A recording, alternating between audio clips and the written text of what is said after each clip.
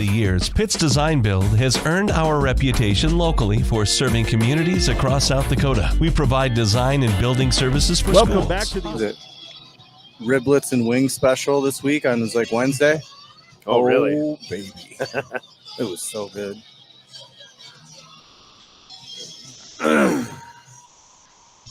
Is this a tiger in the jungle song? You think DeBoer is that clever? I do. If they were, they'd play Eye of the Tiger. It's coming.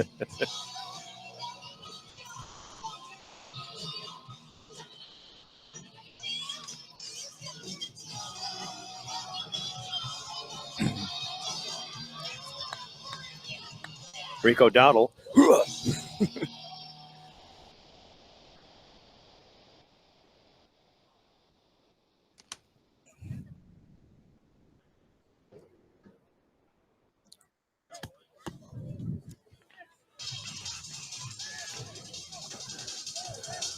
All right, I got 6:24. Yep, I'm waiting for the clock.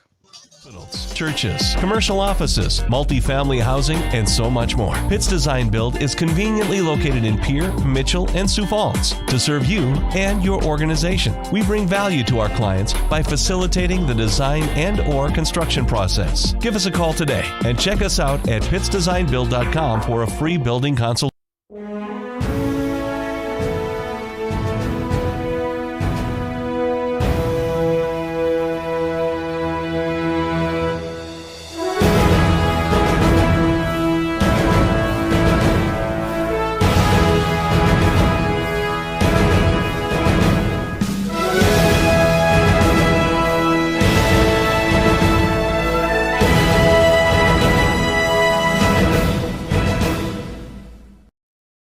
DRG Media Group on the official home of the Pierre Governors, River 92.7 and DRG Media Group. Governor Sports is brought to you by your Pierre Sports marketing sponsors, Bank West, Beck Motors. How you doing there, Will? Roofing, Superior Concrete, Live Ticket, Overhead Door, New Edge Advisors, Avera Orthopedic, Capital City Ford Lincoln Toyota, Kruger Contracting, Sensory Business Products, and the Brittany Scheffelbein Agency of American Family Insurance.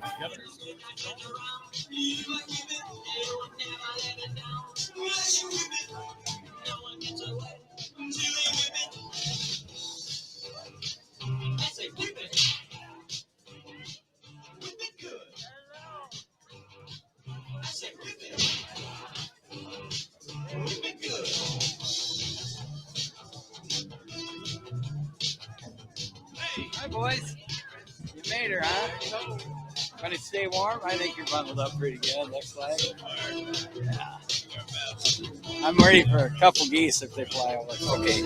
I'll let you get at her. Well, a good Friday night, everybody. It is a night under the lights. One more time, outdoors for both of these two teams. The Pierre Governors are in Huron. We're at Tiger Stadium. It's the Governors taking on the Huron Tigers. The 2-seed Tigers, the 3-seed Governors. The winner of this match coming up will go on to the Dakota Dome for a chance to win, for a chance to play in the state 11 AA championship game. Of course, a game that the Governors have been in 8 years in a row. They want to go back and try to take back what they lost a year ago when Watertown got them in the state title game, ending a run of 7 straight championships. Standing in their way, the Huron Tigers, the upstart and the darling of Class 11 AA, if you will. The way things have gone this season, they come in 8-2. The Governors are 7-3. These two teams played in week 2 this season, a defensive battle won by the Tigers when they got a pick 6 to take a 13-7 lead with 1 minute and 5 seconds left. They held off the Governors at the 14-yard line in the last play of the game,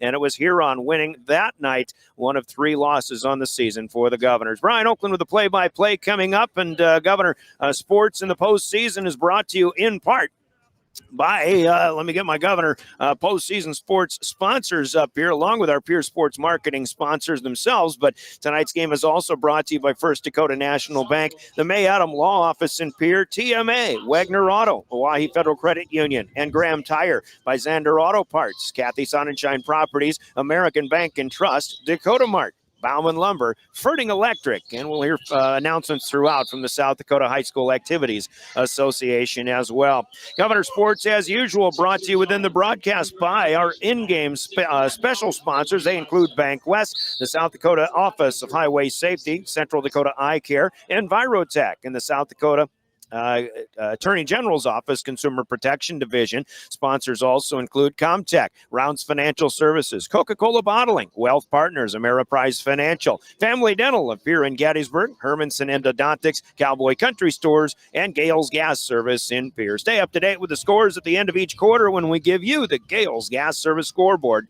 sponsored by Gales Gas Service in Pierre. William Wilson running our show in studio with technical direction. We're live streaming along with Caleb Brozick from Live Ticket as per usual. You can watch this game at drgnews.com, the River 92.7 page, also on your DRG News smartphone app. You can see us through gogovs.live through the Pierre School webpage as well. And with a road trip, we've got Sean Lewis to help us out on our broadcast tonight as well. Lewis hasn't been with us for a month or so, but he's ready to go. And, well, we're sitting outside, Coach Lewis, first and foremost. It's about 36 degrees. That's the forecast here, and we're going to be in the 30s all night long. Might have a chance of rain or snow a little bit later on tonight. We hope that holds off, but the bottom line is it's football weather, and this is what high school football is all about. Another trip to the Dome on the line. Absolutely. You're sitting here, and, you think we played these guys. I think it was back in August, and it was like the coldest day in August. And now if we're going to get – this won't be the coldest day in November by any means, but this is semifinal football weather, and this is what it's all about. And you get a chance to get some redemption along with getting yourself back to the Dome and go home. And so I think our Pierre Governors here are more than excited to get this game on the road. We're going to talk about keys to success with the coaches in a little bit. My first key to success, and I'll just ask you, what's it like all of a sudden playing on a much colder night than you've had at any point in time? And that's the one thing you kind of have to keep your mind off of, so you can keep your mind on what matters, and that is making plays and scoring points and maybe winning a football game. You do. I mean, obviously you go ahead and you put a layer on, but most guys, if you're in the game and you're locked in and you're rolling around, you're flying around the football field, it's stuff that you don't notice. The guys sitting on the aluminum bleachers in the stands, they're the ones that notice this kind of weather. Us. The kids, they can smell it. They can feel it. I mean, this is playoff weather, and I think it just adds a level of excitement to it. And, if a team can't handle it, then I guess what? The game's too much, and it's beyond you. But I think we're definitely ready. I've seen a great warm-up for us so far, flying around, and that's the way you get that body temperature elevated. It's the Governors and it's the Tigers, and a lot on the line. We'll talk all about it coming up on our West pregame show. That starts in 3 minutes. First of all, for all of those who are on the road, a quick reminder that the South Dakota Office of Highway Safety reminds us all to slow the drive, arrive alive, and it starts with you. Buckle up, too. You've got someplace to be. Reminder from the South Dakota Office of Highway Safety and from the South Dakota High School Activities Association, the broadcast of this playoff game is being authorized by special arrangement with the Board of Directors of the SDHSAA. Going to start with coaches' comments and keys to success when we get into our Bank West pregame show. Bank West for the best, and we'll start with the head coach of the Pierre Governors, Steve Steele. The Central Dakota Eye Care keys to success begin our Bank West pregame show in 3 minutes. You're listening to postseason football for the Pierre Governors on your official voice of the Govs, River 92.7 and drgnews.com. There when you need them the most. Bank West insurance agents Sam Kenneke and Angie Taylor are here to make your life easier. As an independent agency, we're able to customize an insurance plan to fit your individual needs. We work with dozens of companies to find you the best possible coverage and the best price. For your insurance needs, contact Sam or Angie at Bank West Insurance in Pierre. Bank West, convenient, connected, committed. Insurance products are not deposits, not FDIC insured, not insured by any federal agency, not guaranteed by any bank, and may go down in value. Fall sports are here, and Beck Motor Company is proud to cheer on our local athletes. Just like teamwork on the field or court, you can count on teamwork at our dealership. Whether you're driving a new Chevy Equinox, a tough Chevy Silverado, or keeping your current ride in top shape with our service department, Beck Motor Company is here for all your automotive needs. Good luck to all our hometown teams this season. From your friends at Beck Motor Company, we're making a great deal better. www.beckmotors.com, 605-224-5912. Superior Concrete is proud to sponsor the Governors this season and just as proud to offer the finest concrete solutions available for commercial and residential applications as well as foundation and flat work. The bottom line, if you need anything done with concrete, we can do it. Superior Concrete. Give us a call today for an estimate or more information. That's Superior Concrete. Find us on Facebook or call the office at 605-494-0102. That's 494-0102. Call today. From the first wails of surprise to first day of school questions, playground adventures, learning to drive stress, and graduation cheers, they'll always be your little sunshine. At Avera Children's, we get kids, teens, and parents too. We'll step you through first checkups, milestones, sickness, and specialized care when your child needs it, and treat them like our own every step of the way. Learn more at avera.org/children's. Chances are you're overlooking a big energy thief in your home or commercial building. The garage doors. But Overhead Door Company of Pierre can help stop that energy waste with a full range of insulated, weather-tight garage doors. Their residential garage doors give you insulated performance at an uninsulated price. And their Thermocore insulated steel doors give commercial buildings the energy efficiency they demand today. Find out more. Call Overhead Door Company of Pierre at 1-800-649-9905 and put a stop to the garage door energy thief. There's an app for everything, including high school sports from the stations of DRG Media Group. Download the DRG News app from the App Store or Google Play. It takes only a moment, so you'll have it in time for this game. See live and archive video of all games. And when you select your favorite station during the live stream, the video will immediately pop up. See Central South Dakota high school sports on your phone or mobile device with the DRG News app. Download it now from the App Store or Google Play.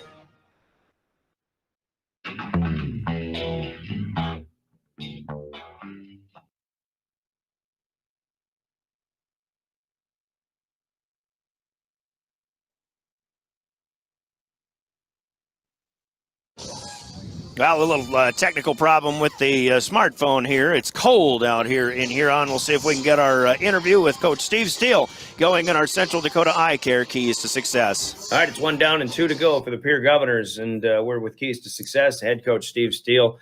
Coach, last week the quarterfinals of 11 AA, and kind of the theme of the season was parity, and the theme of week number 1 or the quarterfinal round was parity. 3 out of 4, at least. The one exception was your game over T area, 41-7 with the win. And it just seems to me like everybody's matching up pretty well against everybody, but maybe you're the team that's starting to rise above. And I think we've seen that for a couple of weeks coming now. Yeah, I certainly hope so. It's one thing to do it one week, and we got to do it another week now. And, I feel we've had some complete games back to back. Right, 4 now. Yeah, 4 in a row. Obviously take out the one quarter and spearfish, and we've won every quarter since. I think that's kind of been the key to the real success of the whole team right now is we're chunking things down, and we're talking about winning every quarter. Breaking the game down into smaller chunks, and if you win 4 quarters, it's pretty hard to lose the game. So 41-7 over T, and the team that. I don't want to call them one-dimensional, but that's kind of what they are. They want to run the ball. When they have to throw the ball, they kind of were relegated to those short passes. Did that make it easier to game plan or, to stick to your game script, I suppose? Maybe a little. The big challenge with T is it's a disciplined offense. We had a couple plays where we left the responsibility in the option. We were thankful that it didn't get to that point. I think some of that was definitely the challenge of T, and then again, we knew they weren't going to throw a ton, but the ones they were going to throw were going to be down the field shots. So a little bit different of an opponent to plan for than I guess most of the other teams. Yeah, I suppose. And as you look ahead now to Huron and this team that kind of took you by surprise in week 2, they took everybody by surprise this year. They put a great season together. They're 8-2 and obviously now playing good defense here in a 7-2 win over the Brookings Bobcats last week. But it's a team that, to me, looking back on the first part of the season, that was winning games because they were good athletes. And now I think they've learned how to be a good overall football team. Yeah, you're seeing them kind of do different things to win, which is the signs of a good team. Their offense really struggled last week, and they did enough. 1 touchdown was enough. And I think that's what you're really seeing with them over the course of the season is they're finding different ways to win games, and that's what makes them dangerous. And they won when they beat the Governors, when they beat you guys early on the season. They won with defense, but I think your offense was a little bit different back then, and you certainly have a lot of things going your way on offense now. Yeah, and I mean that's always our goal and our theme is to be playing our best right now, and I think in the early, if you put any of our seasons and you put our first 3 games and our last 3 games together, we look like different teams, and even in the years that we were undefeated, we look very different the first 3 from the last 3. And that's always the part of our process that we really pride ourselves on. And so we're hoping that we can get that turnaround again tonight and hopefully march on to another dome. Okay. Talking about matchups again. I mean, what are the challenges they'll give you matchup wise in this one? Yeah, I mean, defensively, it's probably the biggest challenge just because it's such a mindset flip. T was in your face, aggressive. They really wanted to take away the run. They were aggressive with their coverages. And Huron's kind of the exact opposite of that. They want to keep everything in front of them. They want to force you to run another play, and give you more opportunities to run out of downs or for them to make a big turnover play on defense. So kind of almost an exact opposite mentality-wise of the defense that we're going to be playing this week. And offensively, they're going to be a lot more balanced. They've got a really good running back. He's over 1,000 yards on the season, so he'll get his feed or he'll get his share, obviously. But they do throw the ball pretty well as well.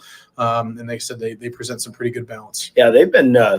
You've been living on big plays and turning in a lot of them. I mean, I don't know that you're going to be able to do that so much against the Tigers, are you? Yeah, it's going to be a challenge, especially in the passing game, to try and get over the top. It's one of the ones where we're going to have success running the ball to get success throwing the ball. But at the same point in time, I mean, it's the end of the season. I think both teams will probably have their pockets full of gadgets and tricks, and we'll see who has to empty them and how successful those are. All right. So I think even discipline on offense comes into play. What are your keys to success in this one? Yeah, I think this game comes down to the red zone, both sides. I think that, they struggled in the red zone their last couple of games as well. We struggled. That was what cost us the game against Huron on week 2 was red zone. We were 1 for 5. So I think that the team that wins the red zone is the team that's playing next week. Okay. All right, Coach. Good luck. Go get it done. All right. Thanks. Steve Steele, the head coach of the Pierre Governors. Coach's comments, keys to success to start off our pregame show. They're brought to you by Central Dakota Eye Care in Pierre. Let's hear from Central Dakota Eye Care, and then we'll speak with Drew Strand, the head coach of the Huron Tigers. They're the home team tonight, and postseason football coming up here on River 92.7. Did you know 16 million Americans suffer from dry eye? Hi, this is Dr. Nick Marso of Central Dakota Eye Care. Along with providing comprehensive eye exams evaluating vision and health of your eyes, we now offer IPL dry eye treatments. OptiLight IPL is a new innovative light therapy treatment for dry eye and is FDA approved. Also available at our clinic are dry eye products and supplements. Call us today, 224-6128 for more information and to schedule an appointment. Central Dakota Eye Care, 640 East Sioux Avenue in Pierre. Better vision for a great life. All right, let's continue our keys to success with Drew Strand, the head coach of the Huron Tigers, and 7-2 regular season, 8-2 now, coach, over the season. And I mean, just an outstanding season for the Huron squad. And of course, we saw each other back in week 2. A defensive battle, and it just seems like your defense has risen to the occasion time and time again. And they did it again last week when you avenge that loss over Brookings, and here you are in the semifinals. Yeah, I mean, our defense has kind of done a great job all season. I've only given up, I think, now that we're into week 11 here in the semifinals, 12 points, 13 points average per game. And so our defense has done a great job, and I know a lot of them don't get a lot of credit, but definitely something that other teams and I think media outlets understand is how good these guys are, even though they don't get praised for being the biggest guys around or maybe not the most furious ones. But, when they get out on the field, they do a good job. And so hopefully we can continue that moving forward here into this game. Yeah, and over the course of the season coming in, I mean, people don't look at Huron as being this power or this team that's going to be the number one power-rated team all season long. But I think that's the beauty of the length of a season, but also just speaks volumes for what you and your coaching staff and, of course, the kids have been doing all year. Yeah, I mean, going through all the summer, I think the coaching staff and us, we kind of believed in what these kids could achieve. And we had a lot of guys coming back from the previous season, which helps out of being able to have guys more than 1 year running the same stuff, same scheme. And so these guys have done a fantastic job, whether it's the coaches, from coordinators to position coaches to the players, just really working on the culture and setting the tone of what it looks like to just compete week in and week out and really give it your best shot, and then good things happen. And we did that early on in the season when our guys kind of showed up and they made plays happen and didn't sit back and wait for plays to happen. And so that's kind of been the different culture change with this group of players, and just being able to maintain the number one team that I don't think a lot of people thought, we would be there, and just kind of proving them all wrong every week. Absolutely. So, but now you get, I guess, if there's a Goliath, it is in your David story, it is the Pierre Governors, and yeah, you got them back in week 2. Everybody's a different team from the first few weeks of the season to the end of the season, but I think you have to agree that Pierre is a different beast this time around too. Yep, they've definitely gotten better. I think every team has improved and gotten better. They've figured out how to get their, key players the ball and give them success. And, that's where kind of, you just got to go back to the grind of the film and just kind of look over everything and just make sure we can mix things up to give them, that quarterback's pretty good at extending plays and decent throw of the ball. But, we just got to continue to do what we do on defense, and that's change up our coverages on them just to give them different things so he can't just, see the same thing over and over and get comfortable back there. And so hopefully we can do that. But yeah, they're definitely a different team. They got a lot of guys, everybody's kind of been rotating guys in from injuries, and Pierre, I know, has had a few of them, but they got a good culture going, and that's what they have for them, is the next guy up is just as good as the one that gets hurt, and so they do a good job of moving those guys around and getting them in the best possible positions to have success. Yeah, so when we talk keys to success, I know you're, like we say, we've been talking about your defense carrying you, but your offense is capable of making plays. What can you get done offensively? What do you hope to do without divulging too much? What do you hope to do offensively in this game? Or what will you need to do offensively to win this game?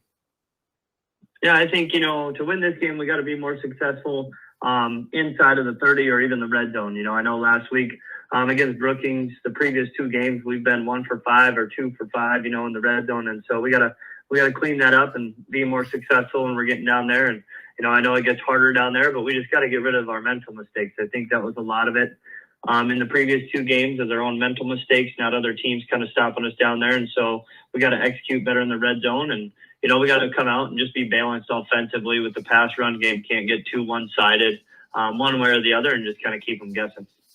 All right. Can you have success in sustaining drives, or you think you'll need a big play here and there, maybe something on special teams to get the upper hand as well? I think our offense is efficient enough, to where we can sustain drives, with Landon back there at running back and the O-line, understanding the different run games we put in and week out.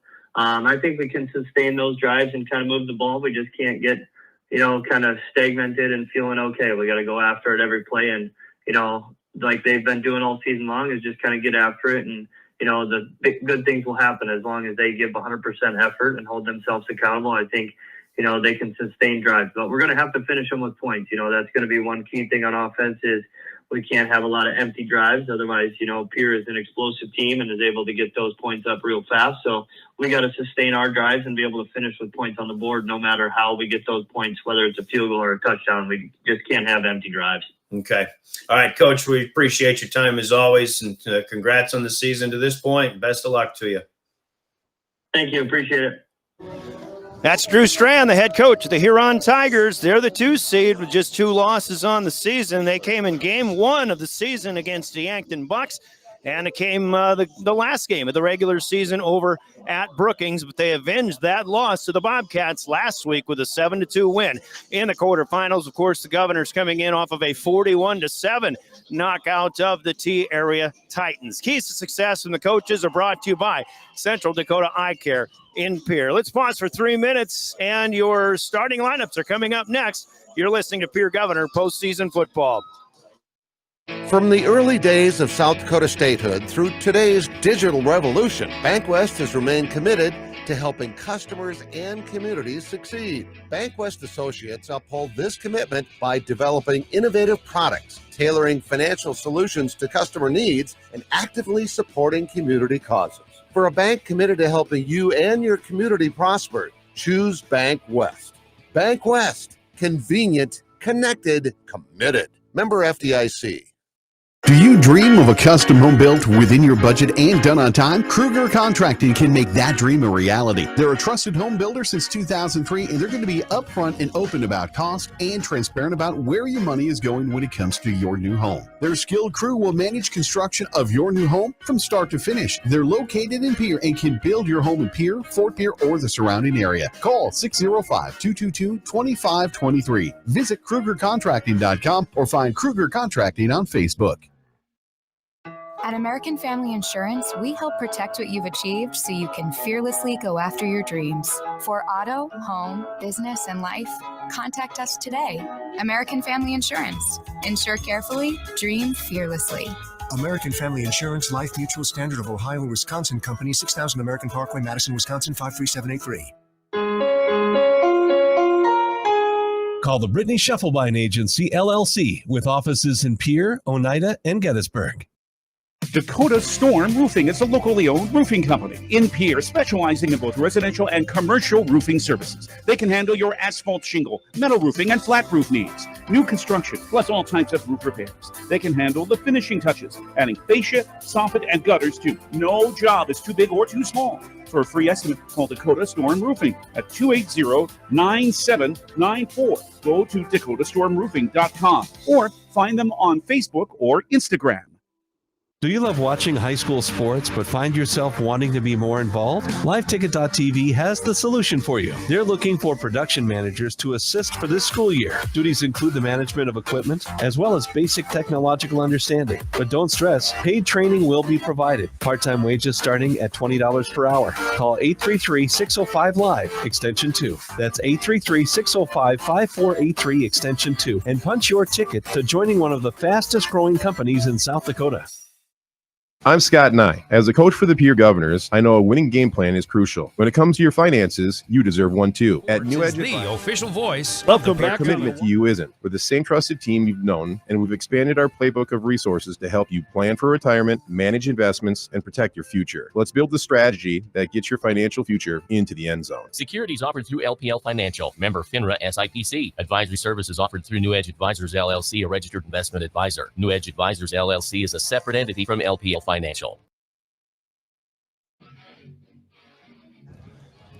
We're back in Huron at Tiger Stadium, and it's time for starting lineups, which are brought to you by Envirotech in Pierre. And we'll start with the Pierre Governors. They'll go with Jaron Deal, the 160-pound sophomore quarterback. Porter Hunsley will line up in the backfield as well, also a sophomore, running at 180. Watch out for the three wideouts, especially Carter Scheffelbein, the all-ESD wideout, the 165-pound junior. Lincoln Dilgis, the senior, lines up out wide. Hudson Stoser, the junior, also part of that receiving core, as is Cooper Terwilliger, the standout tight end, the 240-pound junior. On the offensive line, Bryson Wallman, the junior center, along with the guards, Max Schmitz and Max Bogenhagen. Schmitz, the junior, Bogenhagen, the senior. Colton Cass, the senior, is a tackle, as is Spencer Olivier, playing for the injured Tucker Ott. That's your starting lineup for the offense of the Pierre Governors. Their defense includes Devin Binger, still on the nose, the junior 240-pounder, playing in place of Lathan Rounds. We should see Rounds some tonight yet. Max Bogenhagen and Cooper Terwilliger are the defensive tackles, or the DNs. Max Schmitz will still play D-end as well. The linebackers include seniors Hudson Schaefer and Lincoln Schoenhard, junior Sam Larson, and also sophomore Will Eilers. In the backfield, in the defensive side, Logan Whitty, the junior corner. Aiden Beams, a great season for him, the senior cornerback. Porter Hunsley, the strong safety. Sutton Sonnenschein, the junior free safety for the Pierre Governors. And head coach Steve Steele, assisted by coaches Magic, Nye, Heggie, Spoor, Slice, Schleck, and Trow. The starting lineups for the Pierre Governors. Their opponent, the Huron Tigers. And this is how they'll go. Their quarterback is a 210-pounder, 6'6" junior, is Anderson Porish. A good running back behind him, Landon Hulst, a senior at 195. He's rushed for over 1,000 yards this season. 3 wideouts are listed as well, specifically Mason Juergens, who played a great game against the Governors early in the season, a 190-pound senior. Watch out for Riley Winiger, a senior, and Blake Elwine, who has been playing football the last few weeks. He gets the start tonight. Blake Elwine, a standout basketball player, is a 6'9", 210-pound senior. On the line, Charlie Martin is the senior center. Jackson Greenfield is a junior at left guard. Corden Caudle, a junior at the right guard spot. The tackles are Reagan Dirksen, a junior on the left side. Nolan Stawley, a senior, on the right side. And a good tight end, too. Freshman Carter Porish, who is 230, a little bit bigger, heftier than his older brother, quarterback Anderson Porish. The defense for the Tigers includes Noah Owen, a 275-pound sophomore on the nose. Charlie Martin is a defensive end. Rayshawn Whip comes in at a senior defensive end as well. Oakley Anderson, an inside linebacker. He's a senior. Landon Hulst and Cooper Bischoff are the other linebackers on the outside. 3 cornerbacks in the defensive backfield include Joshua Gilbert. He's a freshman. James Schultz, a junior. Riley Winiger, the senior. Mason Juergens, the strong safety. Jeremy Hofer, a junior free safety for the Huron Tigers. And their head coach, Drew Strand, and a familiar name on his coaching staff, former Stanley County football and wrestling coach, Clayton Wallstrom. Those are your starting lineups. They're brought to you by Envirotech in Pierre. Let's hear from Envirotech, and we give you our game officials coming up as well. You're listening to Pierre Governor Postseason Football. Envirotech makes life a little bit simpler. No matter what the circumstances, no matter what is handed to you, Envirotech has you covered. One call is all it takes to have easy setup, easy pickup, and easy payment.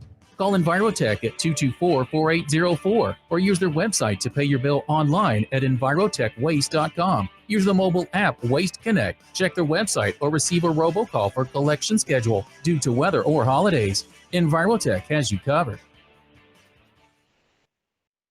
Envirotech sponsors starting lineups. The other starting lineup to give to you is the naming of today's game officials. They're the law on the field, and we thank them for doing what is oftentimes a thankless job in officiating high school sports. They are assigned to this semifinal of the 11AA class in high school football. Tonight's officials are Tom Peniston, Brett Dobbins, Troy Hansen, David Schiefen, and Ryan Etherington.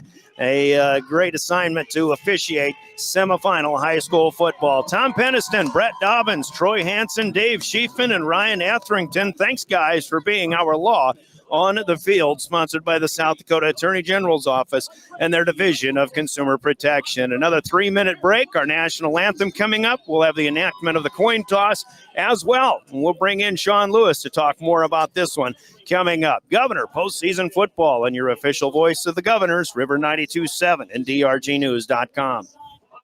Text scams continue to rise, and victims who have lost money to these scams continues to increase. Consumers cannot rely on a text message to be truthful. If you receive a message regarding a fine for missing jury duty, your utilities being shut off for non-payment, toll road fines, or you've won a sweepstakes, these are scams designed with an urgency and the need to send money now. Do not respond to these texts, and you should contact Consumer Protection at 800-300-1986. That's 800-300-1986 for the South Dakota Office of Attorney General's Consumer Protection Division.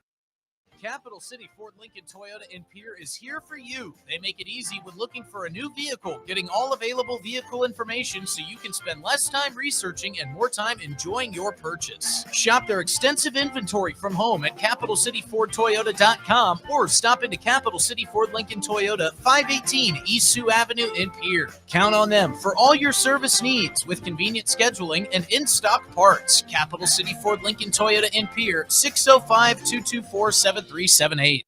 Century Business Products is a proud provider of the most reliable Kyocera copiers and printers to the Pierre School District, backed by 5-time nationally awarded Kyocera servicing team. Are you looking to control color cost, Looking to reduce printers? Are you looking for more efficient ways to scan documents? Or maybe you'd like to become more paperless? Look no further than your local Century Business Products. Call 800-529-1950 and see how they're powering business technology.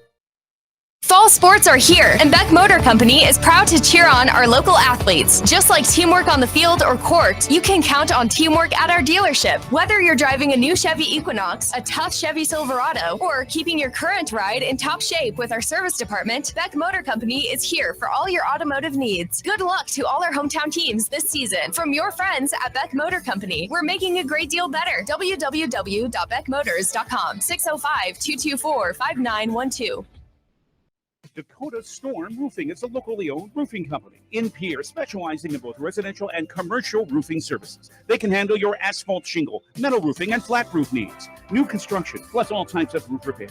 They can handle the finishing touches, adding fascia, soffit, and gutters too. No job is too big or too small. For a free estimate, call Dakota Storm Roofing at 280-9794. Go to dakotastормroofing.com or find them on Facebook or Instagram. The Office of Highway Safety. Superior Concrete is proud to sponsor the Governors this season and just as proud to offer the finest concrete solutions available for commercial and residential applications as well as foundation and flat work. The bottom line, if you need anything done with concrete, we can do it. Superior Concrete. Give us a call today for an estimate or more information. That's Superior Concrete. Find us on Facebook or call the office at 605-494-0102. That's 494-0102. Call today.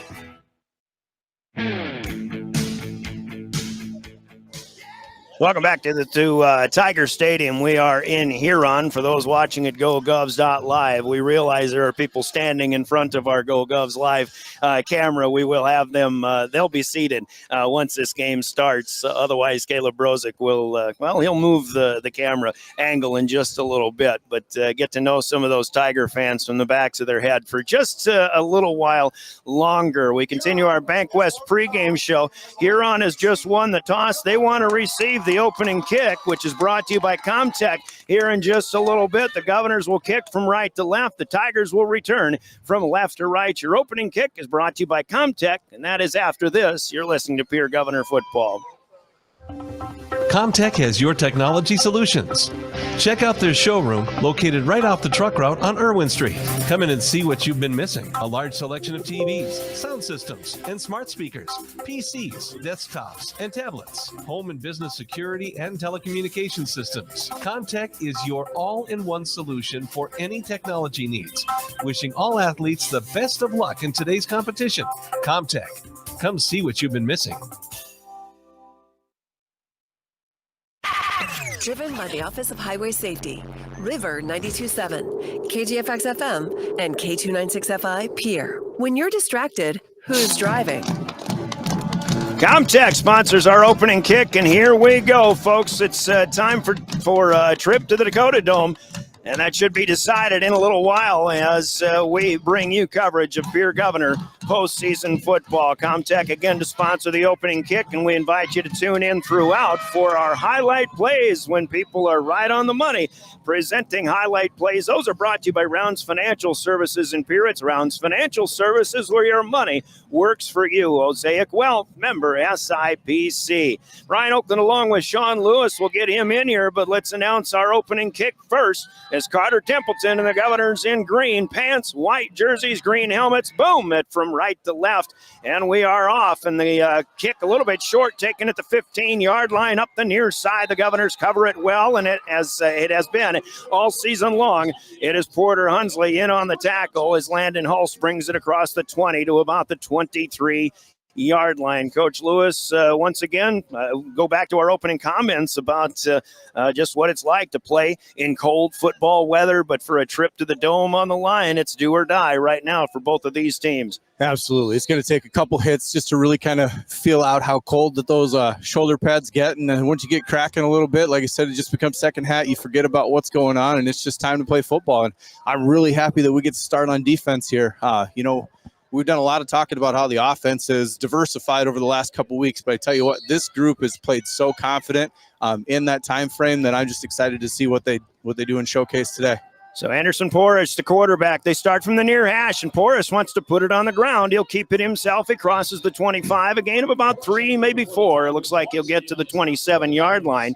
As for Coach Steve Steele, I know he would have much preferred to receive the opening kick. He wants to make the statement, but Huron has that opening opportunity. Then again, maybe it's Pierre's defense that has a chance to make the opening statement as well. Yeah, and if my memory serves me correct, I mean, Huron, they had their whole first drive in the first game mapped out, and they marched it down the field, and I think they scored on that first drive, and that was their last score. And so it's just, who can settle into the game the fastest and start to just play free from that point on. Governors with a lot of movement on defense before the snap. They hand it off to Landon Hulst. This guy's a bruiser, 195 pounds. He runs well. He crosses the 30 to about the 32. He'll pick up 5, and that's 9 yards on 2 plays. It'll be 3rd down and 1.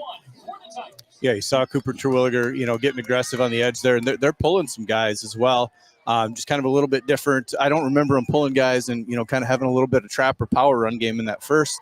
So maybe that's the differences that Coach Strand talked about in his pregame comments. Tigers in home orange jerseys with black numbers, or black helmets, black pants. They do have white numbers. There's Blake Elwine coming to the near side. Actually, that's Carter Porras, the tight end. Elwine is flanked wide to the left. Porras needs a yard. He's coming right side. He's got it, but only just. That's a nice open field tackle here by Sutton Sonnenschein as Porras dives ahead. Well, he falls forward to the 36, but the knee was down when the ball was at the 34-yard line. That's a pickup of 2, and the Tigers move the chains on their first opportunity. Still very good defensive play. I mean, Lincoln Schoenhardt came and set that edge. I mean, he took on that running back full bore, and then, you saw Sutton just read it perfectly, fly down from his safety spot and make that tackle. That's a 2-yard gain. That's still, that's a behind-the-sticks type of deal, but they only had 1 yard to go. So it's 1st and 10, back to the near hash mark. Drive started at their own 23. Now Porras wants to throw for the first time. He's throwing long, and this one through the hands of Sutton Sonnenschein. He's looking for Carter Porras, who's going up the middle of the field. A little bit of a post route for the tight end, but that ball was zipped. And I think right away you see Anderson Porras has a little bit of adrenaline pumping here early on in this contest. Yeah, I really thought Sutton was going to pull that down. I think we talked, he got like 4 interceptions in the last 3 games that I've been watching from the seat of the comfort of my own home. But man, he's been impressive, just back there reading, trusts his eyes and just flies to the football. That ball was just thrown so hard. Not Sonnenschein, not even Porras had a chance to get their hands up to pull it down. Now they'll pitch it out. Left side sweep with Landon Hulst, and the Governors converge on the senior running back as he goes up the far hash mark across the 35, maybe the 37. That's a pickup of about 3, but it'll be 3rd down and 7. And we'll see if the Tigers have to take to the air, still shy of their own or still on their side of the 50-yard line. And that's kind of what Cooper Terwilliger gives you on the edge. If they're trying to run outside of him, well, he not only is a big kid, he's got a huge wingspan. And so if you're going to run outside of him, you really got to run outside of him. And the way that this secondary, linebacker status with Eilers and Larson, they just fly into the football, and it's easy. 3rd and 7. Porras got some trouble with Terwilliger running after him. He may have altered the throw. He certainly rushed it as Porras had to unload it. He throws it out of bounds. The Tigers get a 1st down, but now 3 and out. They'll have to punt as Porras goes 0 for 2 through the air. And there you go, Cooper Terwilliger. It's amazing. You don't see him playing defense all season long, but it does make the Governors a better football team, putting him on the defensive side. He knows the game that well, but it's just a completely different dimension that teams don't really prepare for this time of the year. Yeah, you start out the year, you try and get as much depth as you can with just playing guys one way. And by the end of the year in semifinal football, it is absolutely pull no punches. It's time to do everything and throw everything, including the kitchen sink at people. And if that's playing Cooper Terwilliger, then it's absolutely playing Cooper Terwilliger. A few weeks ago when I saw him playing on the defensive side, I was very, very impressed. I'm like, okay, he's getting recruited as a D1 tight end. Oof. I'm not so certain he can't play D end as well. If he puts on some size and gets his hand skills going, he's got the big frame. You think of NFL type D ends. You want the big, fast Michael Parsons type guys. If he could put on some weight, he's definitely a game changer. Well, he helped get the punt off here. Porras kicked it to the far side, out of bounds at the 40-yard line, so it's the first possession of the night for the Governors with road white, green pants. Here's Porter Hunsley up the middle. He's got space. Nice little hole opened up.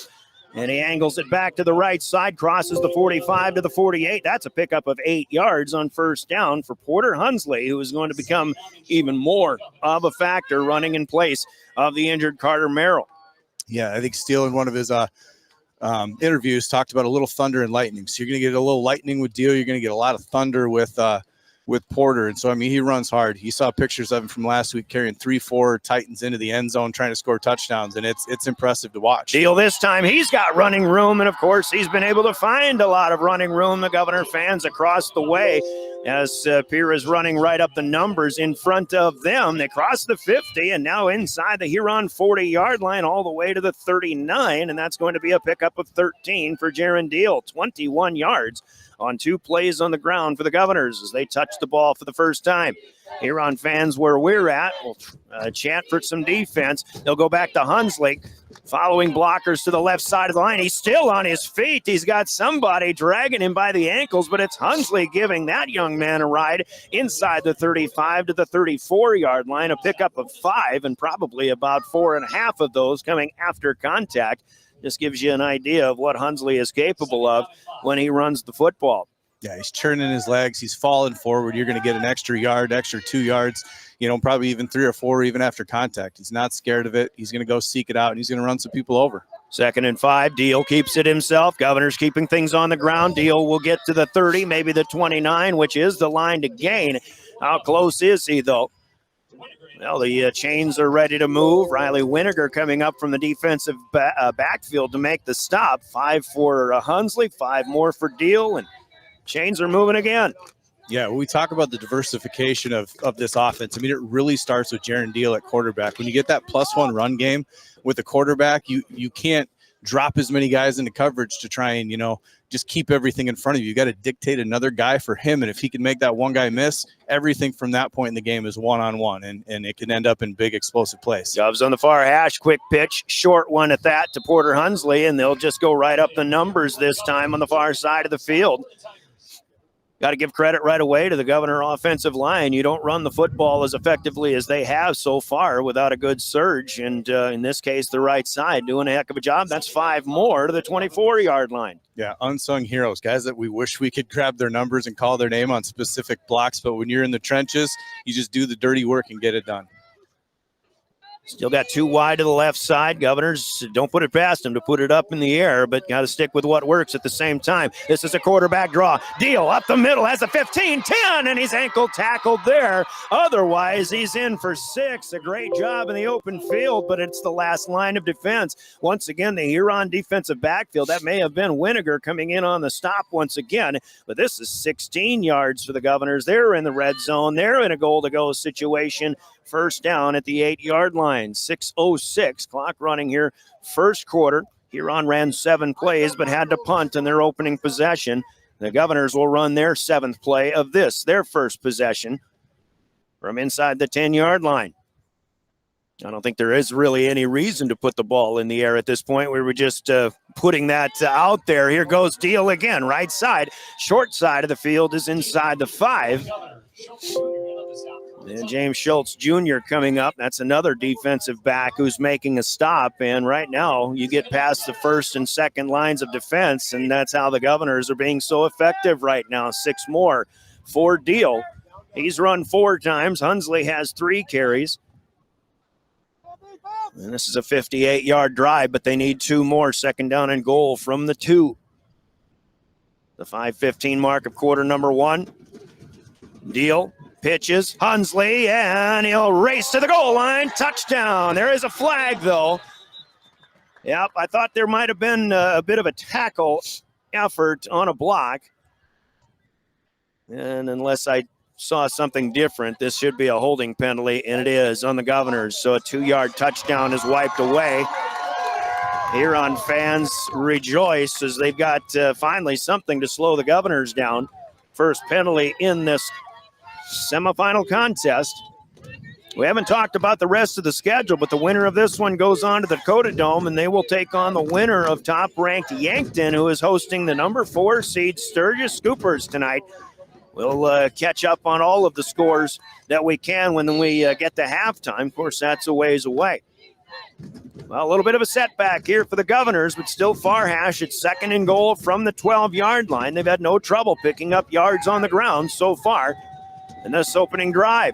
Deal back to pass. He'll have to elude the rush. He scrambles out. He's got the 10, near side to the 5, to the pylon. It's down. It's a touchdown. And I thought there is another flag out there again at the 12-yard line, far hash mark. And we've got another hold, maybe sealing off that far side. Coach Sean Lewis last week at halftime, or going into the halftime break, the Governors were guilty of 3 straight holding penalties that kind of kept them out of the end zone and off the scoreboard for what could have been a 21-0 halftime lead. And red zone offense, certainly not a time to start struggling in that department. No, it's a time to get a lock in. I mean, we talked in the very first game that they had. We were 1 for 5 in the red zone. If you can't believe it, I mean, I bet that was the talk all week is when we get in there, we have to score. And so, I mean, if we can just lock things down, the first one, that was at a point of attack kind of hold, maybe a worthwhile one to try and get away with. That one looked like a backside. So we clean things up, back it up another 10, and just think, hey, I mean, we got 3 more downs to get this thing in. Still 2nd down and goal at the 22. They'll throw for the first time. Sideline screen to Cutter Shufflebine. He caught about 15 passes the first time these two teams met. They go straight, queuing in on Shufflebine. It was Winiger there again. I see number 22, also Jeremy Hofert, one of the linebackers. And let's see, they're at the 22-yard line. That's no gain, the first pass attempt of the night. And Shufflebine makes the grab, but it's 3rd down and goal now. Yeah, no need to panic here. I mean, it's 3rd down. It's 4-down territory. I mean, you're not going to punt here. Maybe you're going to try and get it a little bit closer for a field goal, but most often you just want points in this situation. Empty backfield near hash mark. Deal looking left. He'll scramble again. Fires. He's got Shufflebine in the corner. Is he in bounds? Absolutely. Yes, touchdown. Carter Shufflebine with his feet right on the edge. The official who makes the call was back at about the 10 or 15-yard line, but he's seeing it right up the edge. Shufflebine is ranging all the way over. He catches his pass, both feet in bounds. And the Governors lead 6-0 on a 22-yard touchdown pass from Jaron Deal to Cutter Shufflebine. And Jaron Deal, sophomore quarterback, I mean, pulling up, just getting those defensive guys to believe that he's going to pull that ball down and run it, stops about a yard right before the line. I mean, a sophomore who can do that with that poise and know it all. That's a special kid moving forward, and just to be able to connect that, throw it only where Carter can get it, double tap the feet, beautiful play. Carter Templeton makes the PAT. The Governors strike, and it's 7-0. 4:06 to go, quarter number 1. Let's step aside for 30 seconds, and we'll be back for a Pierre kick. You're listening to Pierre Governor postseason football. Hash mark over the middle and wide open at the 30-yard line. Carter Shufflebine, touchdown. Here's Olsen, plenty of time, 3 seconds, gets to shoot, and it's good for 3.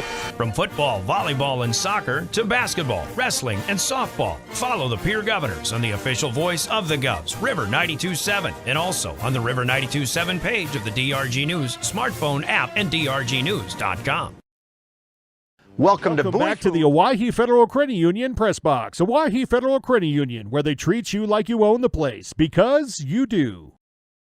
Huron, a 9-play, 60-yard scoring drive for the Governors on their first offensive touch of the football. 4 minutes and 55 seconds after a couple of holding penalties marked them back to the 22. Jaron Deal ranges over and again out of the pocket, but he finds Carter Shufflebine, who toe taps. That was an NFL touchdown with both feet in bounds.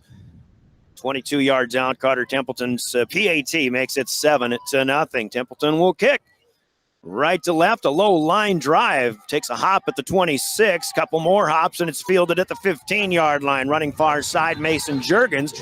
And again, the Governors with good post special teams coverage downfield, and Huron will have it for the second time at about their 25, 26-yard line. Of course, that catch by Carter Shufflebine, he's made so many of them this year, but that's a guy that's right on the money almost every time. Our right on the money highlight plays, a 22-yard touchdown catch from Carter Shufflebine, brought to you by Rounds Financial Services in Pierre, where your money works for you. So here come the Tigers. On their second attempt, the Governors took a long time to score the last time they were here. It was well into the third, maybe even early fourth quarter before they finally got on the board. Porish takes to the air right away for the Tigers. Here's Juergens. As mentioned, he had a great game the first time these two teams met. Porish is up across the 30-yard line. He'll pick up 6, maybe 7. Let's mark him at the 33. Yeah, well-developed play there for Huron. I mean, they're in doubles, hitting that out. You saw we had Lincoln Schoenhardt out there kind of hitting that window, looking like he's going to come back in and blitz, and then kind of got right back out into it. But, Porter, he dang near ripped that thing out. I mean, that's a ball hawk, even making that tackle, but he was trying to go after that ball and cause that turnover. Quick pass for Anderson Porish, who missed on 2 of them in the first drive. Probably important for the Tigers to get him ready. Here's Landon Hulst. Actually, I was going to say get him in rhythm, but Hulst bursts up the middle, straight up the near hash mark, across the 40 to the 45, spot him at the 46, first down Huron. And this is the guy who's got to have a big game for the Huron Tigers if they're going to have success tonight. And if he's going to have success, their offensive line has to come up with some big plays. Governors with 3 down linemen here. 3 minutes to go, quarter number 1. Porish with the option. He will pitch to Hulst as he looks to get a block on the outside. Good job sealing the edge by Riley Winiger, and now up the numbers outside. On the far side, Porter Hunsley will bring him down, but Landon Hulst will range into Pierre territory across the 50 to the 46-yard line. That's 8 right there, and it'll be 2nd down and 2. And I know Hulst was a guy that you and I had talked about pregame. He had a big game against us in the first. And if you were going to try and take a player away, it really slowed down this offense. I mean, they do have the big arm and the big play capability with their wide receivers and, brother-to-brother combination that they have. But ultimately, he was the foot on the pedal, keeping the drives going most of the time. And if they could take him away, that's going to be huge. But so far, you can see it's a focus. Schoenhardt trying to blitz, but Hulst picks him up. Porish keeps retreating, though, and he'll have to unload. And a pass caught on the far sideline by Carter Shufflebine, actually, but it's out of bounds. And that's the thing, Coach. I mean, they've got the big play ability, especially through the air. However, the vast majority and the bulk of their stats have come on the ground this year. So that's how they want to get it done. And I would imagine Huron's key to success still has to be time of possession, keep moving chains, and, keep the ball out of the hands of that Governor quick strike offense. Yeah, you hit the nail on the head. Time of possession. How do you do that? A solid run game. So, they're gonna go with Hulst, as much as they can just to keep the offense moving, keep the sticks moving, and then find that big play capability where they can. 3rd and 2, moving left to right. Porish on the option. Again, he'll wait. Now he pitches. Hulst has the first down, 40 to the 35. And the Huron crowd they're going to be fired up on every positive play that these Tigers make. Hulst gets another first down, and Huron trying to counter. The Governors lead 7-0, but here come the Tigers to the Pierre 34-yard line. A pickup of 12 for Landon Hulst. Yeah, you are going to hear the Huron crowd. I mean, we're sitting right in the middle of them. We joked pregame when they were playing Welcome to the Jungle that it was some Tiger reference, and that's exactly what we are. I know Caleb's having trouble just keeping it over guys' heads to keep our live stream up, but it's a pretty rowdy rocking place because I don't think Huron's been this far in the playoffs. And, one other time in the 2000s that I know, and then probably then some 95s. Yeah, we got a hold in the backfield as Porish rolls out. He'll throw it to the end zone. The pass is caught by Carter Porish. They can celebrate. Oh, my goodness, we've got a penalty in the end zone as well.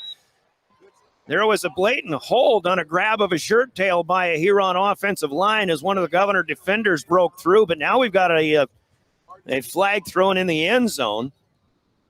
So we may have offsetting penalties here. That's going to be the guess. Nice play, nice throw by Anderson Porish, and Carter Porish makes a diving grab in single coverage. They threw that with the wind. There's a small breeze tonight. It's about 36 degrees as of kickoff, as of game time, but the winds are supposed to be fairly light, less than 10 miles an hour. That's a saving grace of what we have for a chilly night when everybody's outside here. Let's hear the call from Tom Peniston.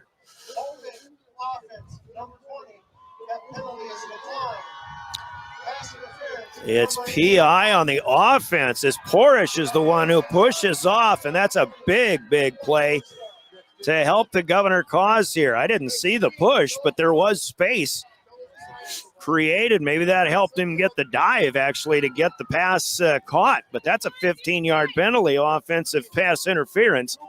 And that is going to mark the Tigers back to the 49-yard line near midfield.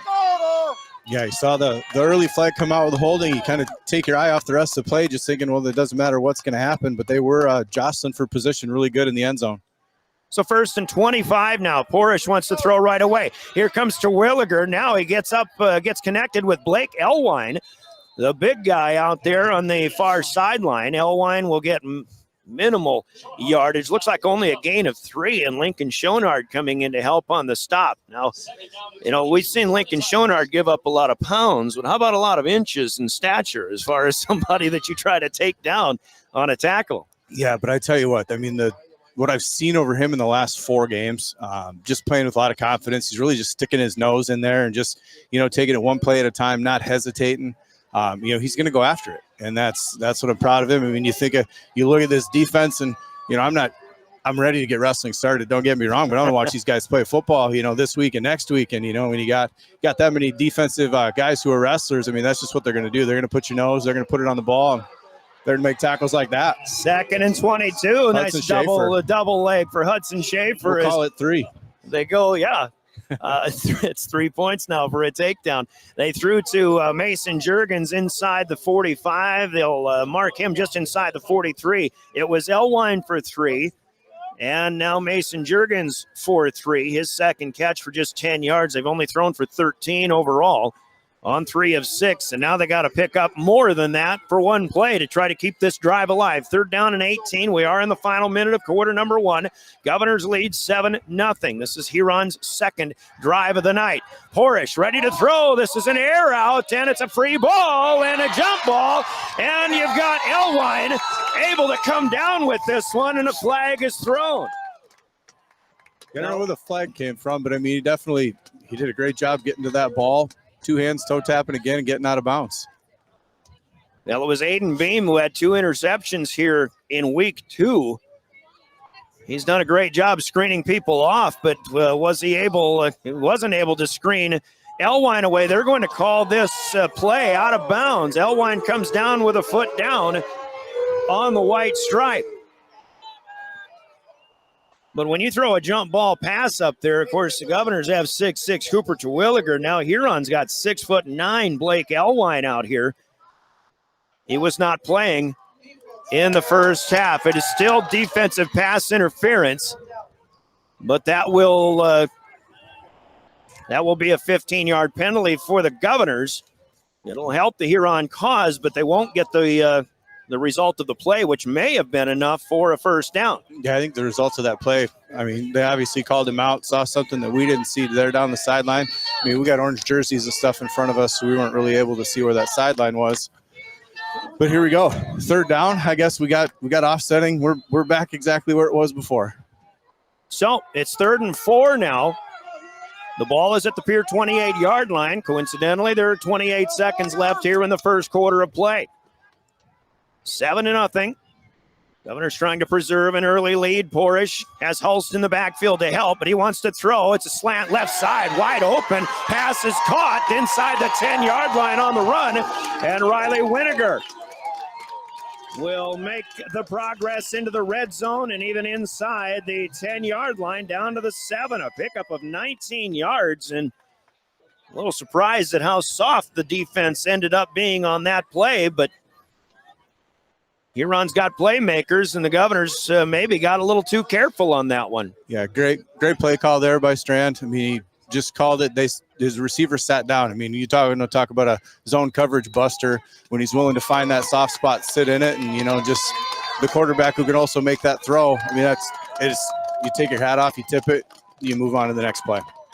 Well, it's the end of the first quarter, and we'll have to wait till the next quarter to start to go the other end of the field. And on the Gales Gas Service scoreboard, the Governors strike first. They do lead 7-0, but the Tigers are knocking on the door when we come back after a 60-second break. Scoreboard brought to you by Gales Gas Service in Pierre. You're listening to Pierre Governor Postseason Football, your official voice of the Governors, River 92.7 and DRG News. Al's Oasis Plaza. My great-grandfather, Gus Bowie, opened the first store in 1905.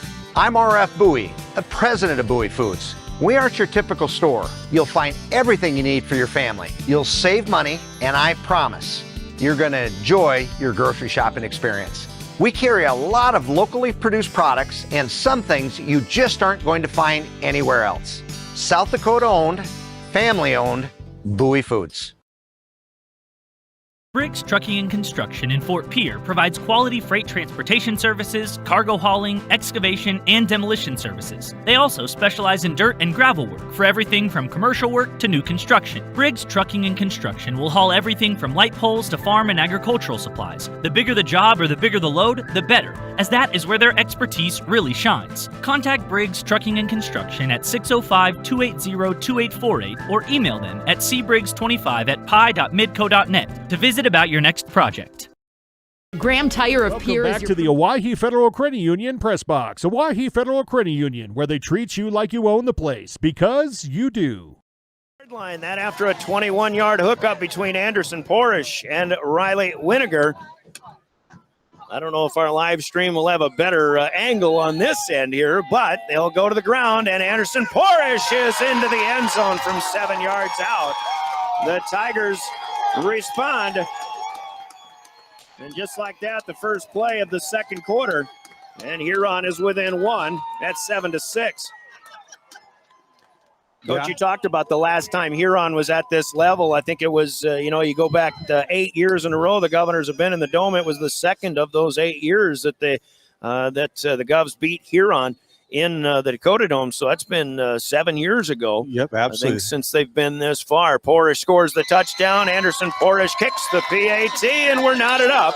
3 seconds in to quarter number 2. It's Huron 7 and the Governors 7. Tigers kick after this 30-second break, and you're listening to Pierre Governor Football.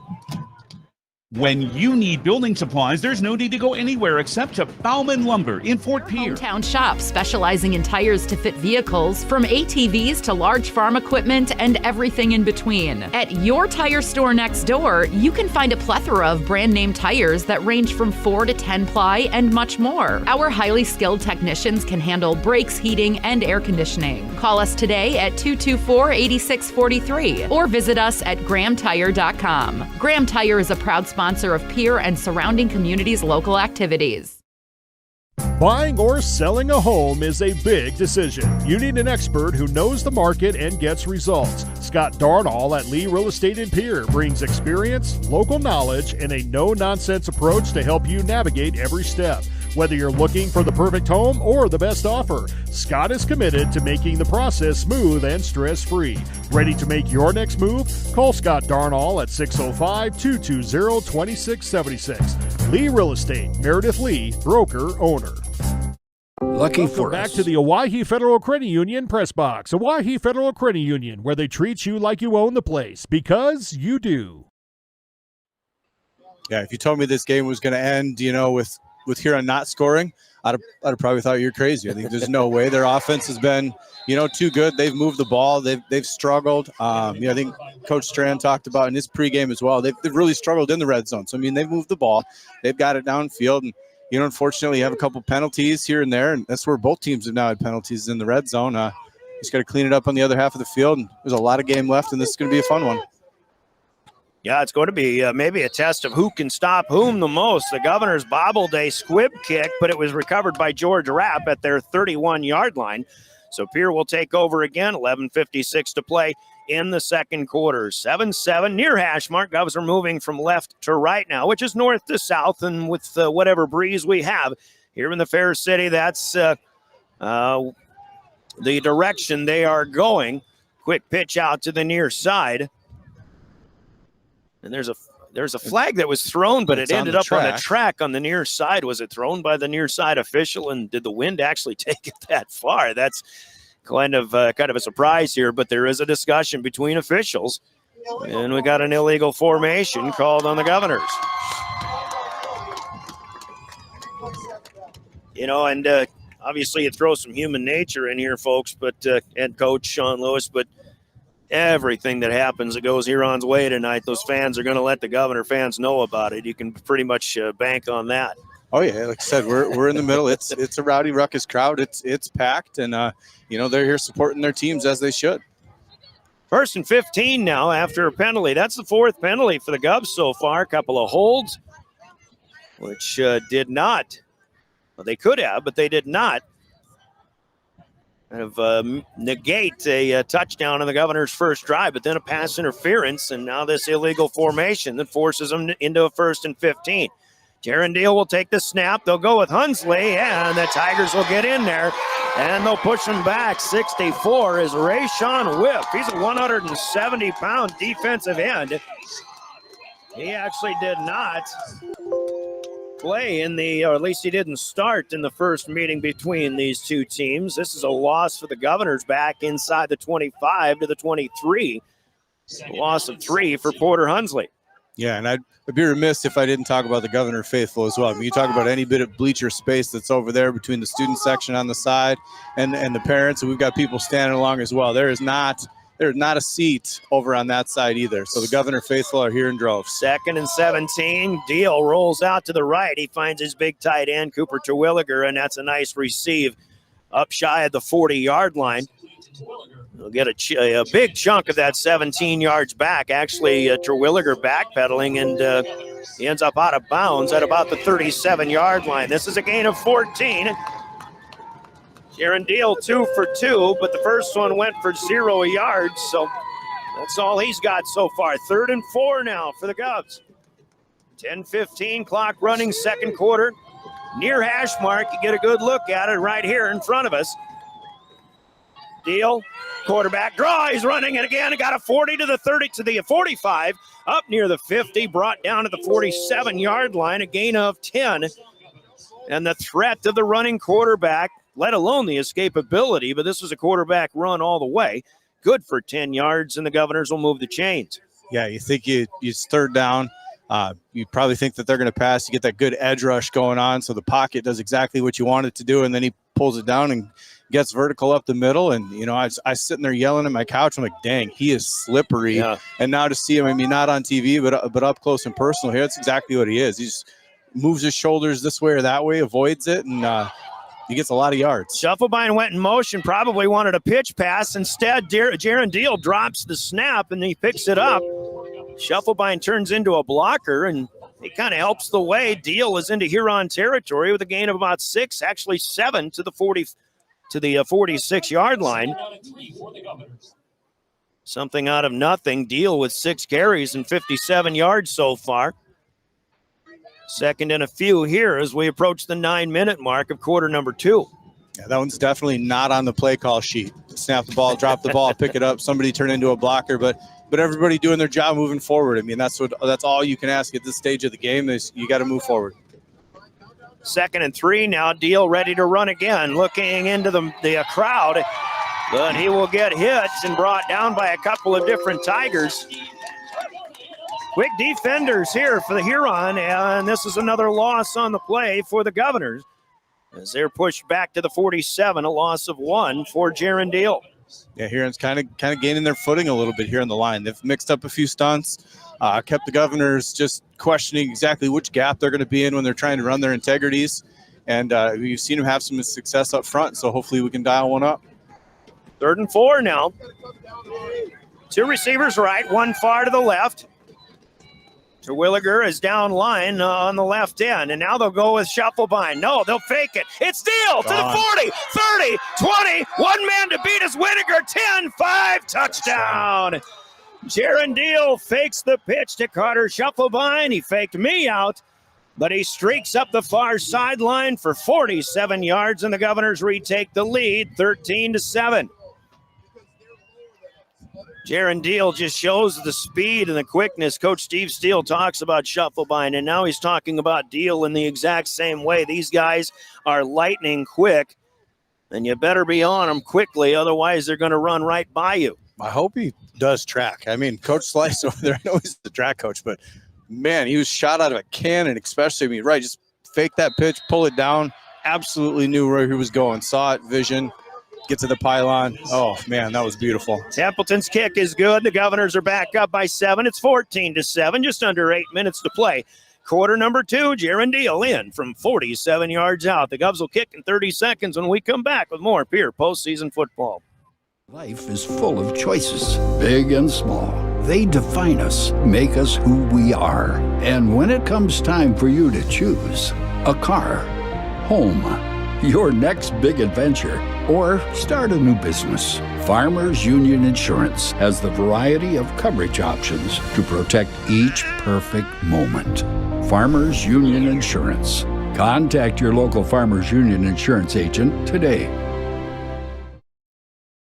Welcome back to the Owyhee Federal Credit Union Press Box. Owyhee Federal Credit Union, where they treat you like you own the place, because you do. Governors finish this time a 6-play, 69-yard drive, taking 4 minutes off the clock, and Jaron Deal, the quarterback keeper, for 47 yards. Obviously a big part of an all of a sudden very good running game for the Pierre Governors. Carter Templeton's PAT is good. It's 14-7, and once again a highlight play for the Governors, who have so many big plays over the last few weeks since Deal took over the starting quarterback job. Highlight plays, right on the money. Highlight plays brought to you by Rounds Financial Services in Pierre, where your money works for you. Brian Oakland with Sean Lewis on the call of this one. Templeton will get a low squibber once again. A couple of first lines let it go by, but Huron cannot get a return out of this one as Hulst trips and falls, and then he slides forward. And, of course, we've got Coach Scott and I above, and he's saying, well, he's sliding for 2 yards on that one. But anyway, it'll be a 1st and 10 at the 22-yard line. 7:56 to play in the second quarter. So back-to-back-to-back touchdowns, and all of them impressive for both teams combined. We'll see who comes up with the next big play. Will it be the Governor defense or the Huron offense as they move from right to left for the first time, except for the one play they scored on? Here's Landon Hulst up the alley on the far side in between the hash mark and the numbers.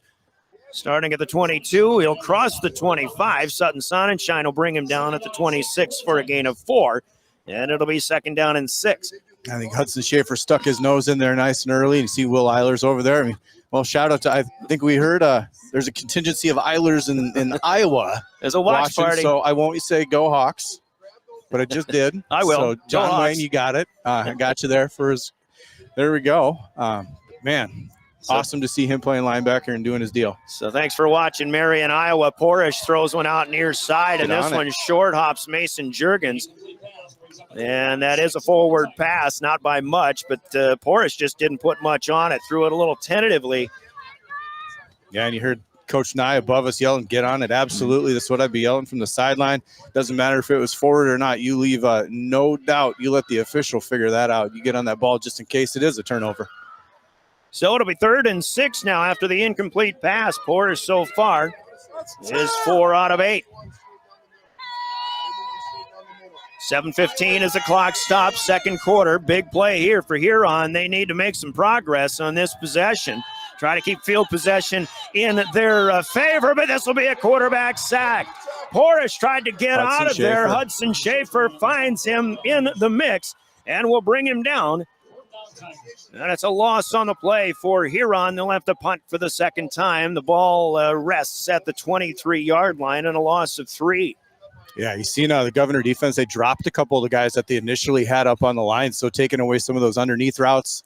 Your DBs stayed over top of him, and then you were able to get a blitz from the backside with Hudson Schaefer just tracking him down and staying with it. You know, kind of got out of that line, but found him when he tried to squeak through and run. Porish punting into a slight breeze. Shufflebein will take it at his own 44-yard line. Tries to sidestep Winiger, but Riley Winiger making tackles on the defensive end, and he's also got a big pass completion on offense. Doing a good job so far. Good open field tackle here, and the Governors will settle for about a 5-yard return, but they will deny Huron for the second time in 3 tries, and Pierre leads 14-7.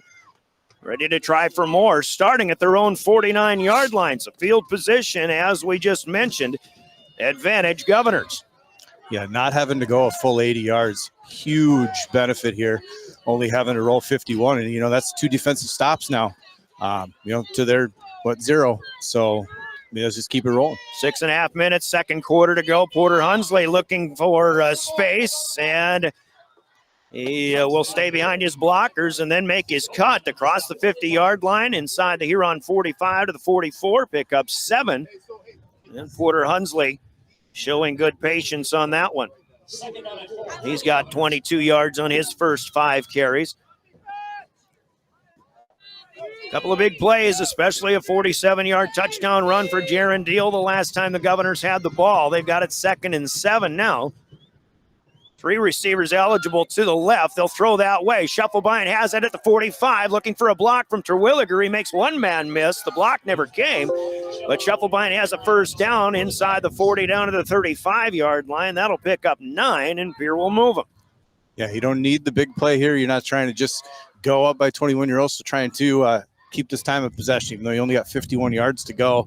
Maintain this ball for as much as you can in the rest of this half, knowing that you have the ball coming out of the second half, and you're going to try and limit them down in possession. Carter was out of bounds. It's a 7-yard gain instead of a 9-yarder. It's at the 37 now, 1st and 10 on the far hash mark. 5:47 left here in our second quarter. Deal with Porter Hunsley to his right. It's not Hunsley, it's Teodushino to his right. He leads the block. Deal will not get very far, though. He will turn the corner into the middle of the field between the hash marks, make the 35 now for a gain of 2. Yeah, a little bit of tiptoe in there, not much going on and or outside. Huron did a great job of sealing it, making the lineman run downfield rather than him getting a push, and just kind of fall forward for 2. Get what you can get. Huron setting up with 3 down linemen, maybe a 3-4 defense here. A couple of guys flinch, but they stay on their own side of the neutral zone.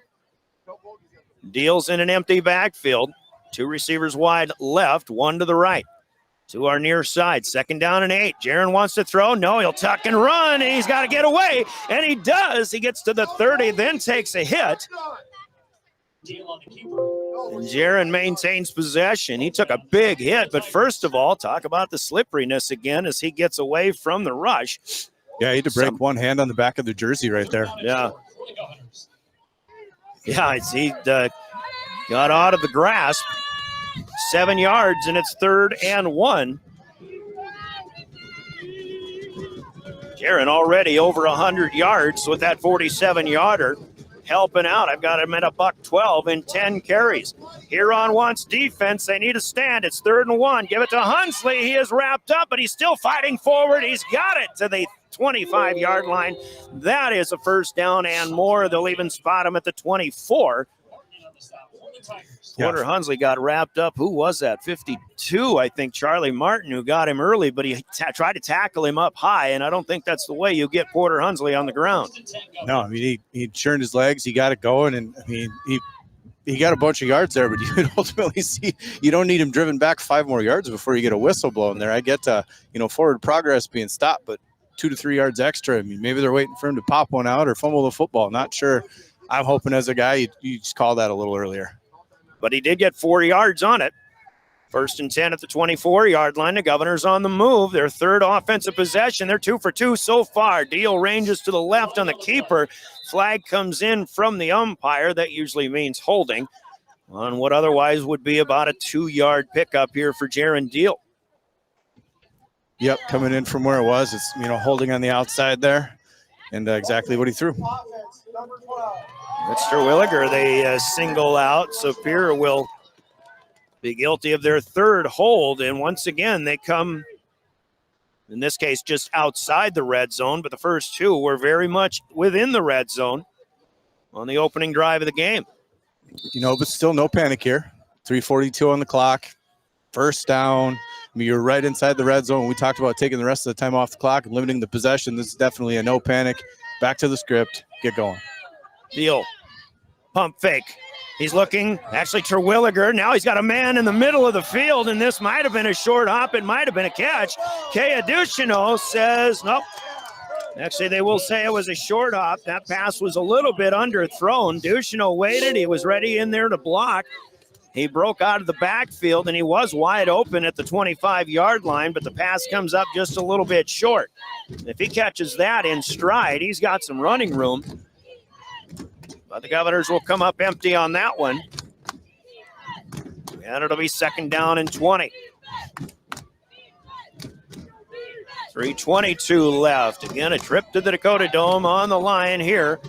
Tiger Stadium in Huron. Deal starts with a rollout to the right. He'll throw short to Terwilliger. Looks to get what he can, but he's taken down at the 30-yard line, still in bounds in front of the Tiger bench down in front of us. And that'll pick up only 4. Boy, the Huron passing defense doing a heck of a job so far. Jaron Deal just 4 out of 5 for only 24 yards. Terwilliger catches his second of the night. Crowd gets up in front of us. Unfortunately, our live video stream may suffer a little bit as a result. We'll try to describe it as best we can. Man in motion from the slot to the left. They'll fake it. Jaron Deal going to keep it. He's got the 25 ranging to the left to the far hash mark. And they'll move it to 4th down now, but we'll see what the Governors decide to do with a 14-7 lead. The ball rests at the 23-yard line, a pickup of 7. And I think Coach Steve Steele probably knowing he's going to go for it all the way on 4th down, getting what they can. But here we go, 4th and 9, a big offensive possession and a big offensive play coming here. The Tigers jump, but they're pointing at the Governors. I don't know, you make contact. That's my only thing. Somebody on the right side of the offensive line may have flinched, but yeah, when you jump and you're making contact, we'll see. Big call coming up here, and it's a false start on the Governors. So that'll move it back to the 28-yard line, and of course, if you're thinking about a field goal, that's a little long right now for Carter Templeton in cold weather. It'll be about a 45-yard attempt. He's practiced them, and he's hit them from that, but he hasn't attempted anything close to that in a game situation. So the Govs will go for it on 4th and 14 at the 2-minute mark of the second quarter. Deal alone in the backfield. Here comes the rush. Out of there comes Deal. He'll throw near side. He's got Shufflebine inside the 20-yard line.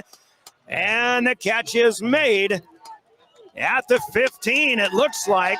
There's no indication that he's out of bounds. Yeah, it looks like we needed the 14 and a half. No, there is. Oh, well, it is a completed pass, but he is short by a yard. You're right.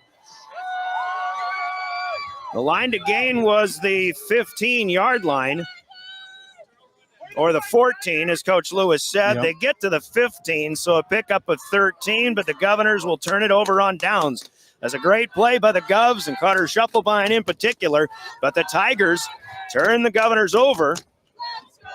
And it'll be Huron football here with 1:50 to play in the second quarter. Huron from the 15, option to the right. Porish makes his pitch to Landon Hulst. And the Governors keep pace all the way out there. Actually, Mason Juergens is the ball carrier here off of the option, and they will lose a yard back to the 14. Yeah, very good speed option, discipline, sticking to your guy. Guys flying downfield once they recognized what it was. Great play. Send it back. You're thinking, okay, yeah, we didn't convert that 4th down. Well, we also couldn't punt in that kind of situation, so you get exactly what you can, pin them as deep as you can, and maybe let's tee off on defense here. Second down in double digits here. Porish will roll against his body with the left side. He wants Winiger. Winiger was open early. Now it is taken away. No, it's broken up by Winiger. Logan Whitty had it. Whitty had the position. He had the interception. Winiger turned into a defensive back, and he devoids the interception, or what could have been, for the Pierre Governors. Yeah, it's good play. I mean, keeping position, battling for it. Just unfortunately got that ball ripped out. Like you said, the offensive guy turned into a defensive guy there real quick. And I think for the Tiger faithful, I mean, they saw Winiger open right away. And if Porish, as he's rolling out, is able to throw that football, they probably get a big play out of that one. But he took a while. The pass floated a bit, and that allowed Logan Whitty to gain position. But again, Winiger breaks it up. So now it is 3rd and 11. Porish back to throw now. He will tuck and run. The Governors get to him. Porish still on his feet, but not for long. He's across the 15 to the 18-yard line. Got Eilers in the area. You got, is it Schaefer again making another play? Hudson Schaefer's coming up big, and the Governors are going to take a timeout. Try to preserve time. Our first timeout called in this game. Timeouts in the broadcast are brought to you by Coca-Cola Bottling in Pierre. It's a cold night, but still, good night for an ice cold Coke. 30 seconds, and we'll be back for a 4th and 6 as the Tigers likely punt. When we return, you're listening to Governor Postseason Football. Dakota Pro Air is a locally family-owned business that has been taking care of farmers' aerial needs since 2020. With locations in Letcher and Miller, Dakota Pro Air is able to provide service to a large area. Ground conditions too wet, or just don't want those sprayer tracks in your field? Give Dakota Pro Air a call for all your chemical and fertilizer application needs at 605-248-2314. Welcome back to the Owyhee Federal Credit Union Press Box. Owyhee Federal Credit Union, where they treat you like you own the place, because you do. At their own 19-yard line. And as long as everything goes the way the Governors expect them to after calling a timeout, Governor fans will get to see their boys try to get something going in the 1-minute drill. Once again, Shufflebein stands at his own 45-yard line. Porish to punt for the 3rd time tonight. Snap is good. A quick punt, and this is a low-line drive. Aiden Beam got in there quickly. This one angles to the near side, and it's out of bounds. As the Governors once again rush the punt. Almost get there. They did. Well, of course, Porter Hunslick got one 2 weeks ago against Douglas. He almost got one last week against T-Area. Schaefer had the big one against Brookings in that early game. Yeah, you're right. Swung that game around. So Pierre has it with 45 seconds left at their own 43-yard line. 57 yards to pay dirt here. 2 timeouts to use. Empty backfield, Jaron Deal. We'll look to throw. He'll go short this time. Shufflebein to the near side. Good enough for a 1st down. Tigers were sagging way off. And it is James Schultz Jr. in on the stop.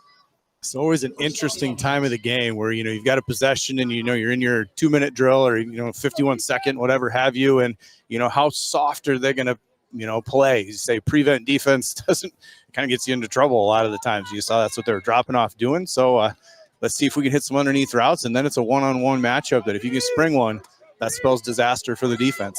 Near hash mark, Shufflebein remains on the near side, the short side of the field. 2 receivers far left. Cooper Terwilliger is in the tight end spot to the right side. They'll go over the middle, and this is a dump off to Aiden Beam, who breaks out of an ankle tackle. He'll get up the side, or the near hash mark, inside the 35 to the 33. Good enough for another 1st down.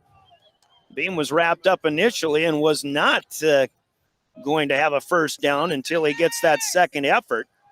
Pierre will keep the ball moving, and this pass is tipped, and it'll fall harmlessly incomplete. Fortunate for the Governors, A, that it wasn't intercepted, and B, they still get an opportunity, well, especially to stop the clock and keep their 2 timeouts with 22 seconds to play. Yeah, not ultimately a bad thing, for the Governors to stop that clock because it was rolling. Downs really don't matter. It's all about time on the clock and, can you get it in the end zone or not? 2nd and 10. Deal remains alone in the backfield. Now he'll tuck and run, but the Tigers are converging, and Pierre is going to have to take a timeout here as Jaron Deal is tackled behind the line of scrimmage. Charlie Martin there, and he got some help from big number 76 here, and that is Lucas Chaparro Harms. The Governors will have it 3rd and 11 after this timeout. Another Coca-Cola break in the action. 14 seconds to go. 14-7, the Governors lead. See if they can get something happening when we come back in another 30 seconds. You're listening to Pierre Governor Football. Pierre provides complete plumbing and drain cleaning services to commercial and residential customers. Olson Plumbing understands how the simple things in life are often the things we can't live without, and running water is the top of the list. Olson Plumbing offers 24/7 emergency services, and they can be at your location in under an hour in most cases. If you need help with your plumbing system, call Olson Plumbing 605-224-6436.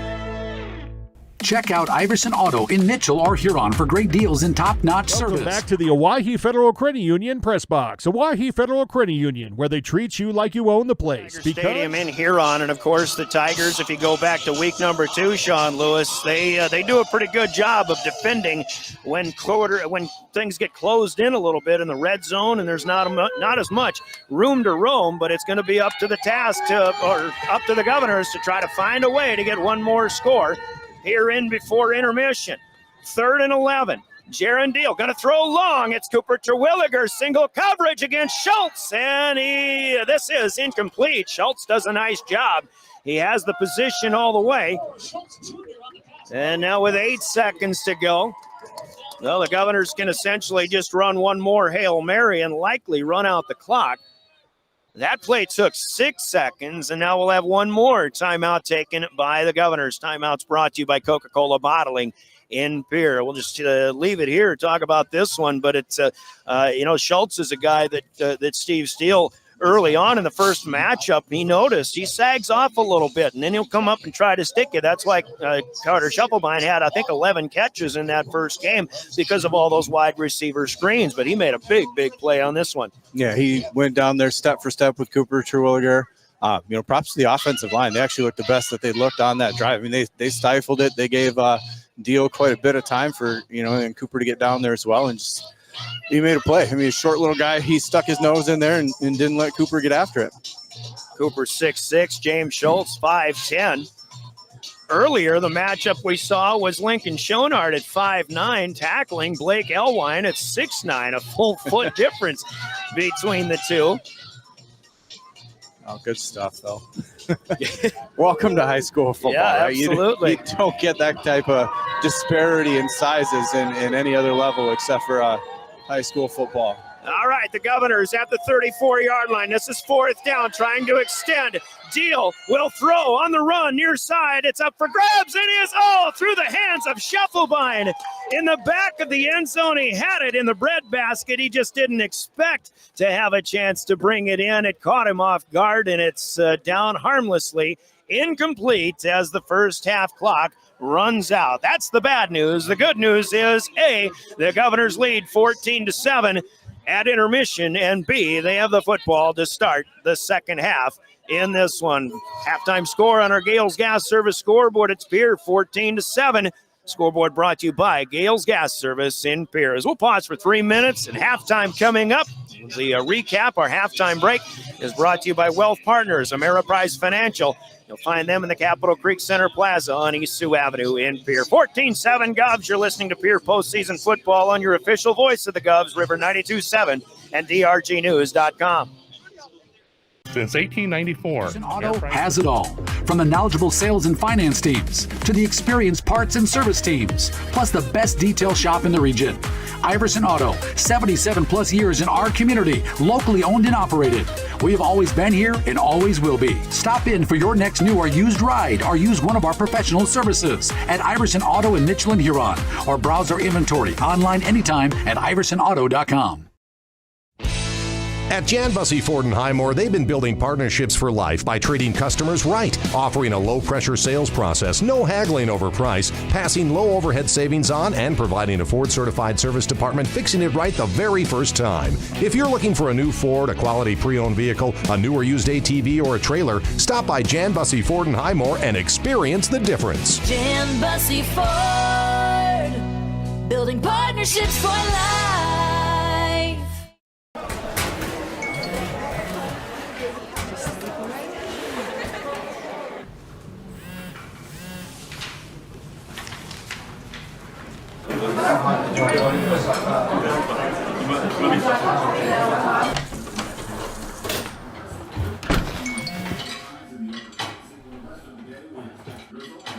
When the world feels big, a small note can mean everything. Find mental health support at sdbehavioralhealth.gov. This is what matters. This is beyond X's and O's. This is the difference mutual respect makes. This is what character looks like. This is what defines us in South Dakota. This is sportsmanship. School sports, it's not the outcome that matters most, but the way the games are played. This message presented by the South Dakota High School Activities Association and the South Dakota Interscholastic Athletic Administrators Association. Generational success means different things to different people. But to us, it means seeing my daughter follow in my footsteps, keeping the farm in the family, just getting to do this every day. We're Agtegra Cooperative, and we're generationally successful. That's who we are. Agtegra Cooperative.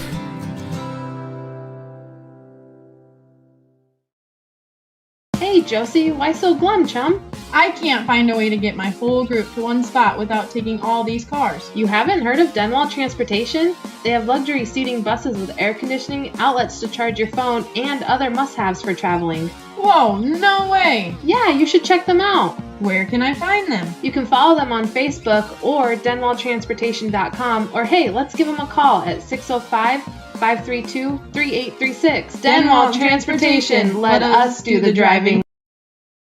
Allied Plumbing and Heating is your contact for business, farm, commercial, and residential plumbing needs located in Pierre. No job is too big or small for Allied. Put our over 50 years of experience to work for you. At Allied Plumbing and Heating, the only surprise we want for our customers is how fast they get the job done. That's why we offer free estimates on every single service, no hidden charges. Give them a call today at Allied Plumbing and Heating. Remember, you can rely on your allies.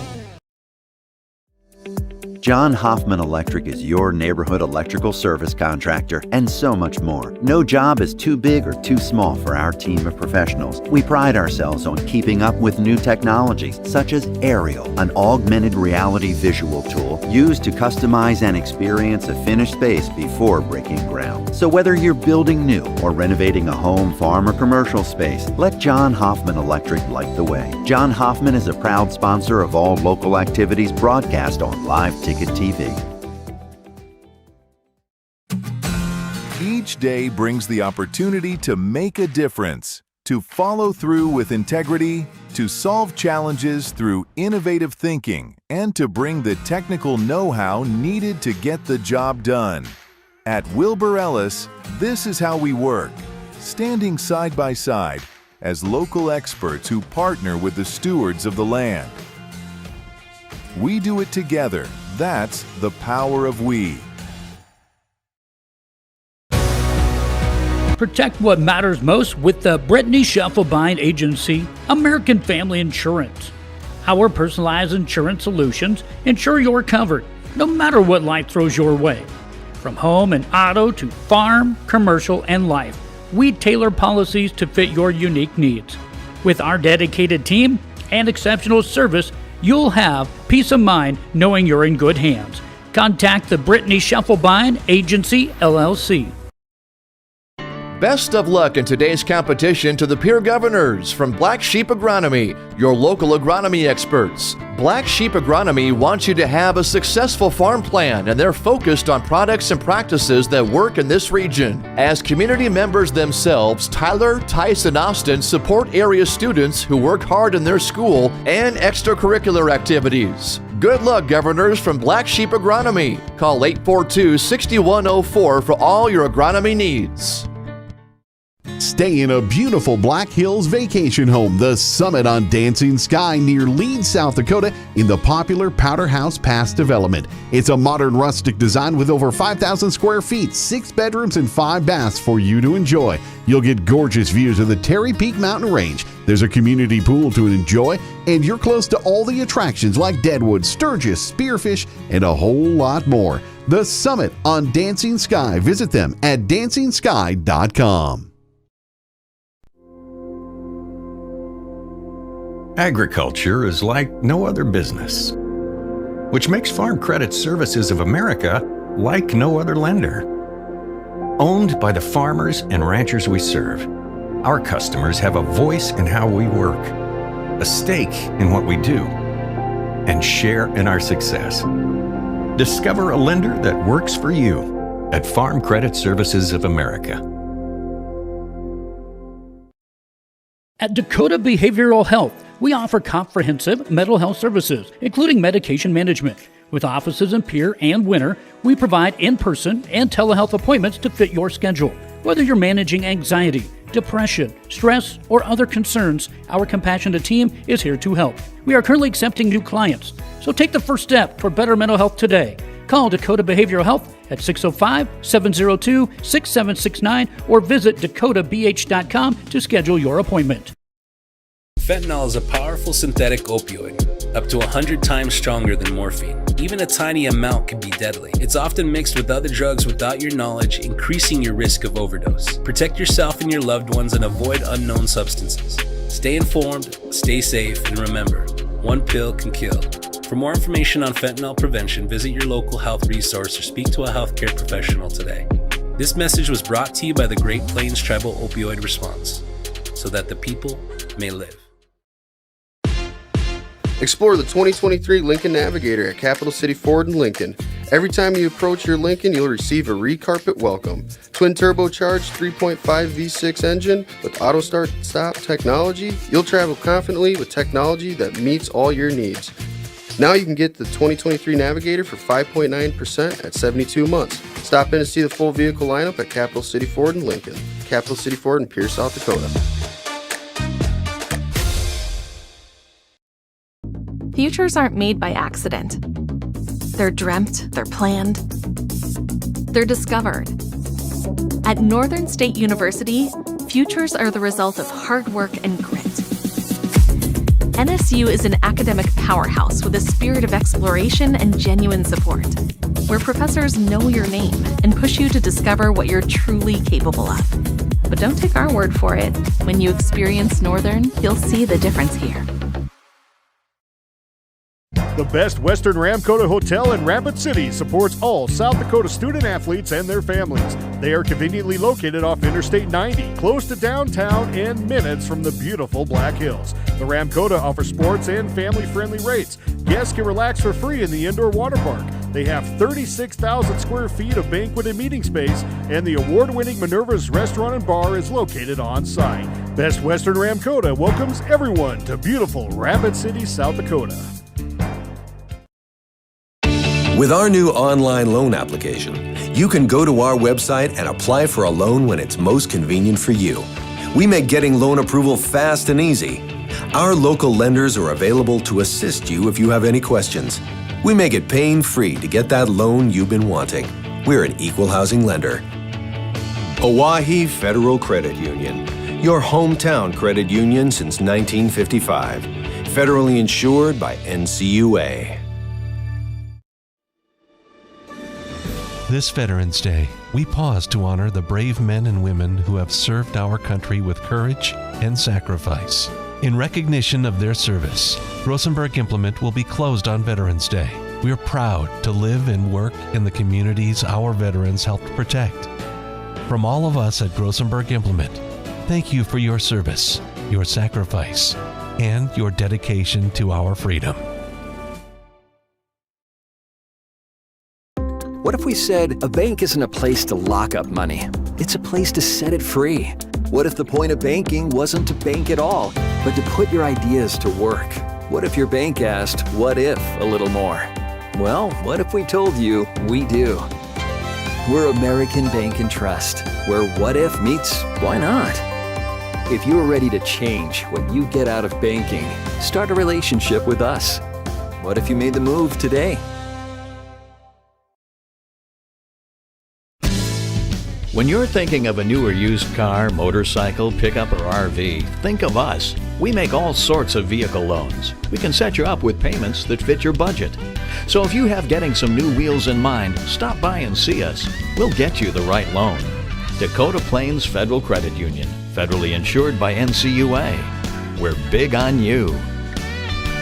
We're small enough to know your name, but we're big on you.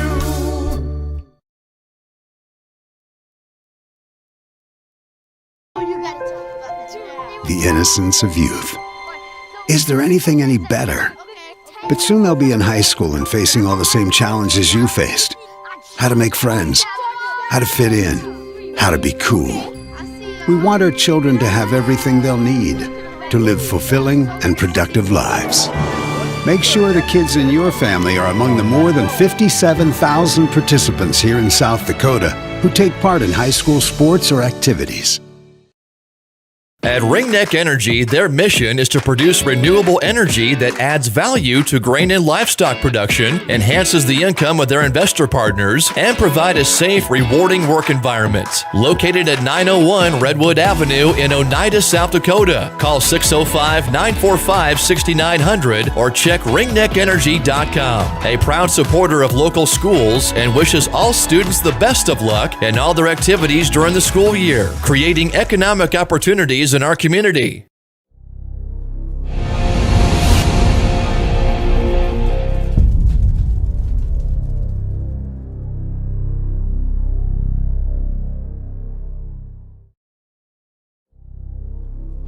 Ready to gain an edge in your career? Tide Machinery's Service Technician Apprenticeship Program is designed for anyone wishing to become a diesel mechanic working on Case IH equipment through full-time, on-the-job training. Enjoy hands-on work experience, learn from factory-trained service experts, and apply your knowledge from school directly to your work with this unique program opportunity. Become a titan in the industry and grow with a dealership that invests in you at Tide Machinery, Highmore, Miller, and Pierre, your local Case IH dealer. Visit TitanMachinery.com/careers to learn more. Pests don't wait, and neither should you. At Olson's Pest Technicians, we've been protecting homes and businesses for over 55 years. From bats and attics to rodents and walls, ants in kitchens, stubborn bedbug infestations, even swarms of mosquitoes. We've seen it all, and we handle it all. With expert technicians, ethical treatments, and service across South Dakota, Nebraska, and Iowa, you can count on Olson's to get the job done right. Contact us today at Olson's Pest Technicians. Family owned, community trusted.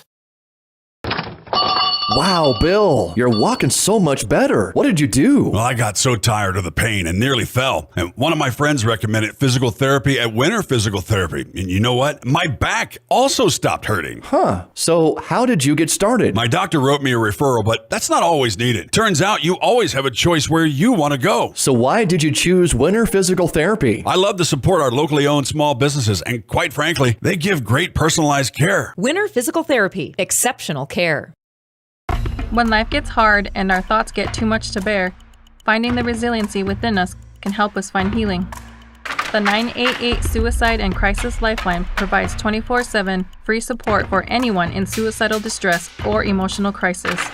All texts and calls are anonymous and connect you to local resources that uphold cultural values and pave the way to healing. Find the strength within you. Find the strength within our culture. Reach out if you need help today. Most people don't think about their furnace until it's not working, but we do. At Pipe Service Experts, we are trained to see what others miss. Airflow restrictions, pressure imbalances, heat exchanger flaws. That's how we catch little issues before they become cold nights and costly repairs. Because keeping your home warm takes more than just a toolbox. Our certified technicians will get your system running at peak condition. Call Pint Service Experts for our special $99 precision tune-up today. Call 866-EXPERTS. See website for license details. What if the market shifts? What if the margins on your farm keep getting tighter? Simplot Grower Solutions is here to help. Simplot Crop Advisors know South Dakota corn, soybean, wheat, and other crops like you do because they live and work here.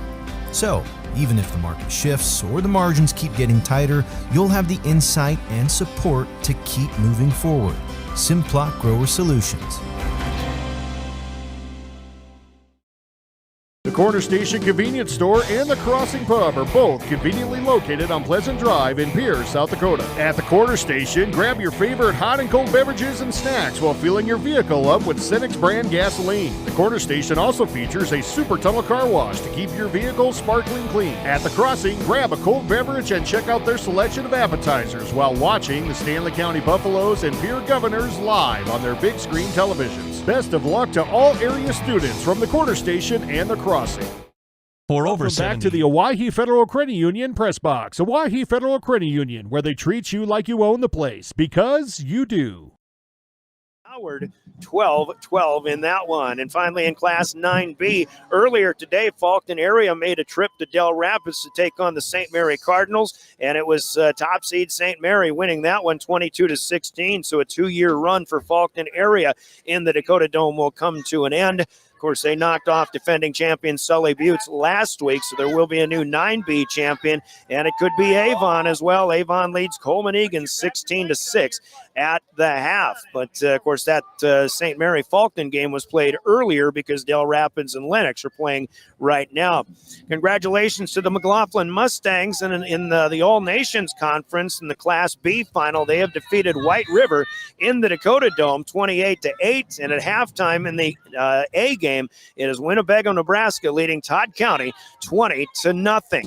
More scores coming up in the post game. Let's get to the second half. The Comtech opening kick has been put into play by the Huron Tigers, returned by the Governors. And again, it is up to Pierre to try to advance on a 14-7 lead, and they'll start at their own 36-yard line. Once again, Brian Oakland and Sean Lewis on the call. Caleb Brozick doing the best he can on camera for Live Ticket. And William Wilson running our show with technical direction in our DRG Media Group World Headquarters, River 92.7 studio. Here from the 36 on the far hash mark, they'll move north to south with a little bit of a breeze in their back. They'll stay on the ground to start with Jaron Deal busting up the middle in the alley ahead of the 40 to the 45-yard line, nearer a first down to gain. They'll give him 9. And just like that, Jaron Deal busting up, maybe a little reinforcement, coach, about the offensive line to just make sure you keep opening holes for these running backs and quarterbacks as well. Yeah, I think the offensive line in the second half does have something to prove. They did a pretty good job in the first half, but there are also times where they broke down. And so consistency is key in the second half to be able to keep drives going. Pitch to Shufflebein in motion. They'll get enough for a first down. Looked like he had to backpedal just a little bit, running to the far side of the field, but he's able to turn the corner. Doesn't get a big gain, but he only needed 1. He picks up 4, and he's got it to the 48-yard line. In fact, we'll give him a gain of 3 on a pitch pass in this one. Shufflebein's 5th catch of the night. That's his first one of those, though, which are the easy variety. Shufflebein, one of 3 receivers who will come here to the near right side. Cooper Terwilliger will be the tight end to the far side, the only eligible. Now he comes to join them to the near side. Deal in an empty backfield. And they're going to throw to Shufflebein. He's looking for blocks. He's got a 50 to the 45 in the Huron side of the field. And, boy, we got a Huron Tiger coming off in pain. And he came off quickly. I thought it was Landon Hulst. And that would be a huge hit to them. You don't want to see anybody get hurt, but that looked like maybe a shoulder. I don't know what happened, if that was on the tackle or what. And certainly in this game, obviously there are injuries, but you want everybody's best on the field if at all possible. So they will take an injury timeout, even though Hulst came out. Yeah, what did you see? He was kind of favoring. Yeah, it looked at, and you saw immediately Shufflebein kind of looked over at him as well. So I don't know if he heard something or saw something, but it definitely looked like a shoulder. And he got off the field as quick as he could. And I think they're taking the injury timeout here to both let the coaches and the medical staff give him the evaluation that he deserves, because he is one heck of a player. Well, he's up, and if he comes back in off of what that was looking like. He is wearing a Sully, so maybe there is a pre-existing injury that's under that as well. So back at it. That's a 9-yard gain on the pass from Deal to Shufflebein. It'll be second down and 1. We'll respot now at the Huron 43-yard line. Pierre about to run their 4th play of the second half. We're still in the first minute. 14-7 Governors. Now 4 receivers will be eligible to the left side of the line of scrimmage. Deal going to run the same play, but this time he'll keep it himself. There's a flag down. 40. He'll reach the 35. And again, the Governors, despite a 40 games that were very clean in this season, but last week and this week, maybe not so much. A holding penalty.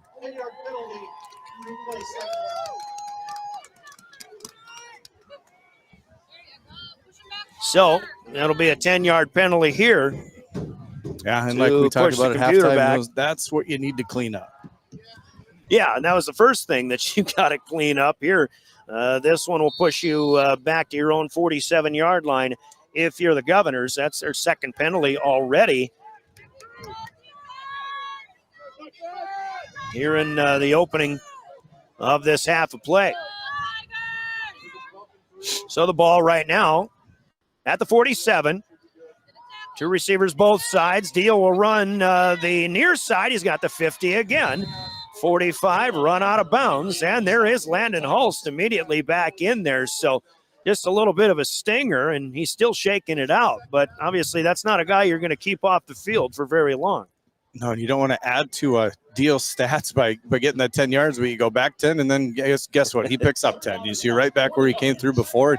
You know, it's not like he's hitting him bolstering through that line. He's, like I said before, just slippery. He does enough. He just kind of looks like he's floating rather than, powering through people and just getting enough to where he can. 3rd and 1 from the Tiger 43-yard line. Pierre needs the 42. Terwilliger is near side on the end, but trips to the left. Near hash mark. Deal going to follow the blockers, and he got dragged down. There's a ball on the ground. There's no flag out there. There's a flag. There was just a flag thrown here on the near side. The ball came out, but it sounds like Pierre fell on it anyway. Yeah, he was spun around by his face mask. I'm not sure how that flag wasn't thrown immediately by 2 or 3 officials. So,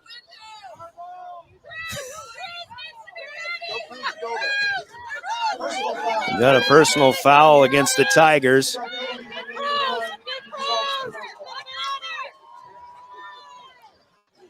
Poor Scott and I. Offensive coordinator. Hey, man, I remember I got heckled here one time, too. Trey, I know he's watching out there, so there's your shout-out, buddy. But he was running a touchdown back and got a personal foul on it for a little taunting. And I had a parent in the stands turn around and say, "Must be proud, Dad." And it's just shut your mouth, take it. Didn't know anybody knew me, but hey, thanks to you, and keep coaching. All right, a 2-yard gain plus a 15-yard penalty. Deal fakes the pass. He will run with it, and this is going to continue to be the Jaron Deal show. Inside the 20-yard line down to the 18, and that's going to be a gain of another 8. Coach Nye, he's just got one of those voices that carries. He ought to be on the radio. Oh, yeah, he does a commercial, I guess. But he's pretty. He doesn't have the face for radio. He's a television guy. Same with you and me. Yeah, but the crowd wants his windows shut. But anyway, 2nd down and 2. Still empty backfield. Deal again. Will wait for the snap. Fake the pitch, and he'll stay up the middle, up the hash mark, inside the 15 to about the 14-yard line.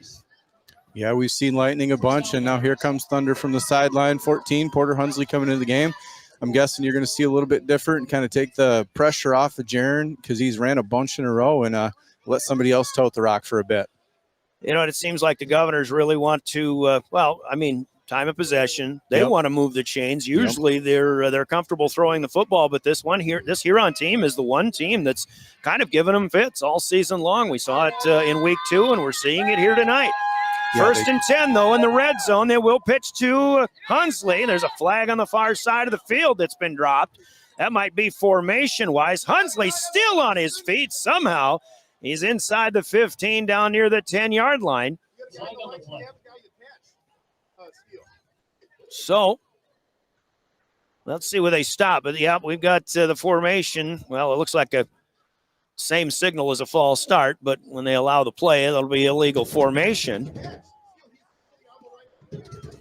And we'll wait for the call once again. This will be the second formation penalty, and sometimes this has really jumped up and bit the Governors in the behind. Terwilliger not on the line, or at least not covered up, whatever the case may be. They'll back him up to the 19-yard line, and Pierre will have it 1st and 15 from there. Governors again in road white with the green pants tonight. 8:15 to go here in the 3rd. Sure missing our press box right about now. It is a little chilly. Here it goes. Deal hesitates. 15 to the 10. Oh, and he loses the football. It's into the end zone, and Huron is going to recover it. It was 22, Jeremy Hofer, who made the hit. Deal going through the 10-yard line area. And we've got people kind of getting in the mix in the end zone. Pretty sure Huron recovered it, and I'm not sure. We've got, somebody down. There is a governor that's finally getting up. Well, Pierre comes up with a football, but Huron is celebrating coming out of there. So Deal got hit again about the 10-yard line, and that football takes funny bounces. It takes one here. Jeremy Hofer with the strip. And that is the first fumble, the first turnover of the contest. And the Tigers will take over on a touchback at the 20-yard line. Yeah, when you think about the Tigers and their wins this year, like we talked about pregame, they've had some opportunistic takeaways, some plays, some calls. You talk about the Brookings game that, Brookings was on, I think, the 1-yard line or the 2-yard line there at the end of the game, looking to score and get the 2-point conversion, and just never happened. Orish on a run pass option, but he will keep it himself, and he'll cross the 25 to the 30-yard line, make the 31. That's a gain of 11. This is Huron's first possession of the second half, and it starts at the 7:58 mark of the third quarter. Yeah, big series here for the defense. After the offense turns one over, you've got to look to respond and do the deal and, kind of stop the bleeding, if you will, and just kind of right the ship. And again, the Governors with a very young quarterback, only playing his third varsity start here. Porish in the backfield.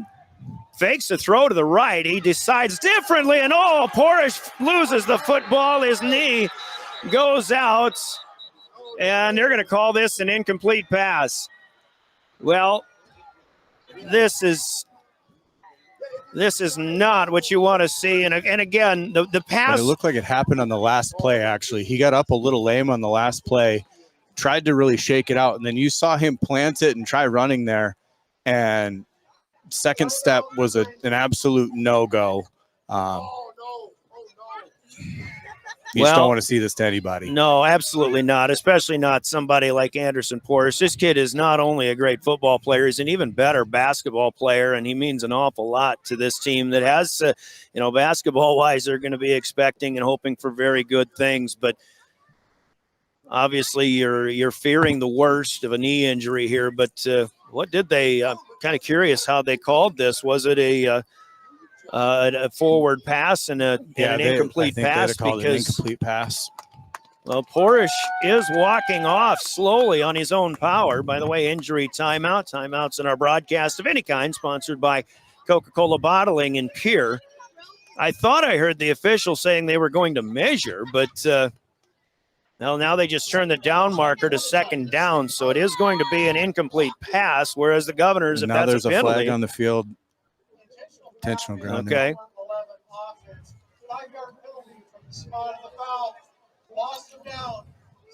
That's an interesting. I guess he did flip it forward in hindsight. So, but again, as Porish's knee went out from under him, so to speak, he flipped the ball forward. It was ruled an incomplete pass. Seemed like a fumble, but he did flip it forward. So you call it incomplete, but there were no eligible receivers around. Yep. So they'll back him up 10 yards, and they do lose the down. So it is second down, and they'll spot it at the 22-yard line. Second down and 20 from there. 7:30 to play, third quarter, 14-7. Our halftime score still intact, and the new quarterback here, we'll tell you who that is momentarily, but you've got to go to Landon Holst, who bounces off tacklers and makes a heck of a play to get about a 10-yard gain. Yeah, he slipped about 2 or 3 right there. Number 15, Colt Culver, is a 185-pound sophomore, so he is in at quarterback, and he'll stay in there for the time being. 10 yards for Landon Holst gets them back to the 31, and that was the original line of scrimmage. It's 3rd and 10, though. Too wide to the right, far side. He got Elwine to the left here. Culver, the sophomore, wants to throw for Elwine. He dives. He can't make the play at the 40. Would have been short of the line to gain. Logan Whitty is there defending, and Will Eilers also right in the mix. And Huron will have to punt. Yeah, tough to do. You're a backup quarterback, coming in, and first play handed off to the safety net, in Hulst, and then also you get a roll left. And as a right-handed quarterback, it's very, very tough to roll left. But that's where your big tight end is, and so that's what they were trying to do and roll in there. Just a tough situation, and he almost made that play. So 14-7, and the punt is blocked by the Governors. It wasn't Porish in there, obviously. Porish has been making faster punts. He's been getting rid of it a lot quicker. The Governors blocked the punt. Aiden Beam seems to be getting the congratulations. It's been guys like Porter Hunsley who's been doing it mostly, but the Govs have been breaking through time and time again on these punts by the Huron Tigers. This is their 4th punt of the game, and the first time they make contact, and the Governors have a golden opportunity as they'll start in the red zone at the 16-yard line. And by the way, the celebration one, I think you were correct. I'd give that to Aiden Beam, and you've had a few guys in it, and we've been close, so no secret that we were going to be going after it. So 1st and 10 from the 16-yard line. And again, Porish, who had to come out, is also the regular punter. That was a big play. Hunsley has the 10-yard line, breaking to the right side, near side. And James Schultz Jr. gets in on the stop. He's been making a number of them. The Governors will try to keep the pace going here as Hunsley will pick up 9 down to the 7-yard line. And I'm going to guess ball security was discussed a lot. 2 hands anytime that you are on traffic. Do not rip it into one until you're in open field, especially at this side of the field. Well, when you're handed a golden opportunity here, Govs will try to go up by 2 scores. Jaron Deal in the pistol here. Hunsley is still in the backfield. We're halfway through the 3rd quarter. Pierre still by a touchdown. As Hunsley goes through the middle again, starts left, zigs back to the right. He's inside the 5, has the first down, stood up at maybe the 3-yard line for a gain of 4. Yeah, hard run in there, big pile that he just got absolutely stood up. But, yeah, we're seeing first down, and here we go. Huron's got some big fellas out there and some athletic guys. Their defense has played so well all season long. Yeah, and averaging 12 to 13 points only given up for the year. At this level of football, that's crazy to think about going through the gauntlet that they've went through. 1st and goal, 3-yard line here for the Govs. Deal waits to receive the snap from Bryson Wallman, and we've got whistles. And we'll have a timeout. Taken, well, it's signaled by Pierre, but I thought he said Huron. Anyway, it's a timeout on the field. 1st down and goal at the 3-yard line. Let's take a 30-second Coca-Cola timeout. Timeout's brought to you by Coca-Cola Bottling and Pierre. This is Pierre postseason football. Pitt's Design Build has earned our reputation locally for serving communities across South Dakota. We provide design and building services for schools, hospitals, churches, commercial offices, multifamily housing, and so much more. Pitt's Design Build is conveniently located in Pierre, Mitchell, and Sioux Falls to serve you and your organization. We bring value to our clients by facilitating the design and/or construction process. Give us a call today and check us out at pittsdesignbuild.com for a free building consultation.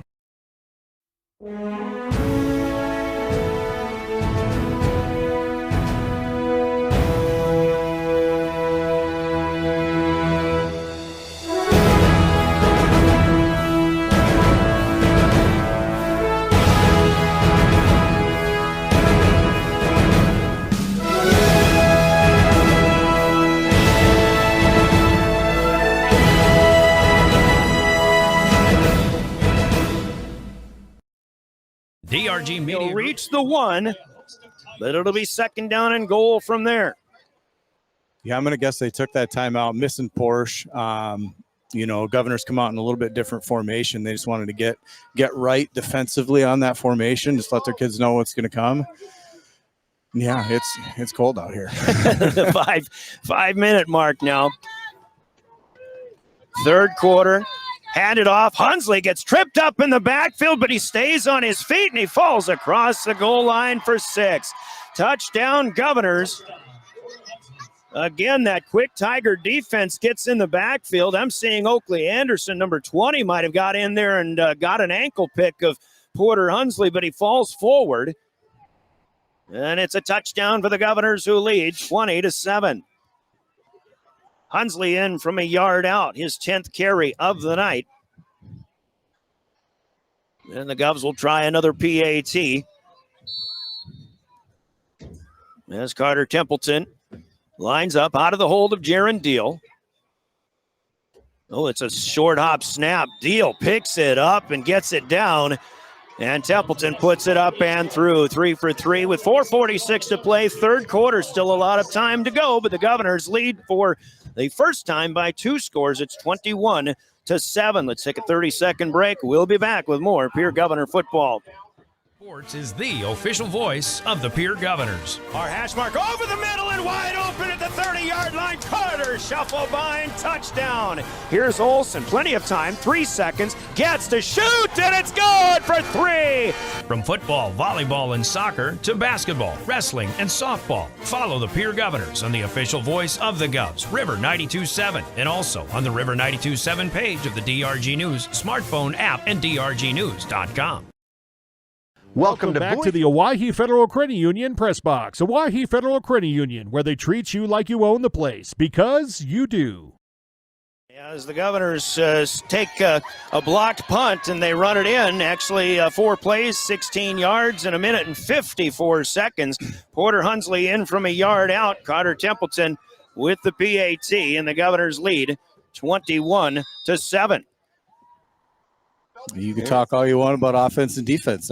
Special teams was the thing we kind of left out that normally we don't leave out, and ultimately that big special teams play led to that offensive touchdown for the Govs. You know, the good teams get it done on all phases, and they get good, full, complete team victories. Templeton kicks this one deep. It's taken at the 9-yard line by the deep man. This is Hulse, and Hulse comes up the near hash mark out across the 30 to about the 34, maybe the 35-yard line. I was trying to watch a block from behind that looked a little iffy, but good return here for Landon Hulse, and the Tigers will take over from the 34-yard line. And it's go time for Huron, even though still the third quarter. We'll see who comes out at quarterback. It will be still Colt Culver, the sophomore. As on that last drive by the Tigers, Anderson Porish suffering an apparent knee injury. Hulst will take the handoff. He's running with a head of steam. My goodness, this kid is hard to bring down.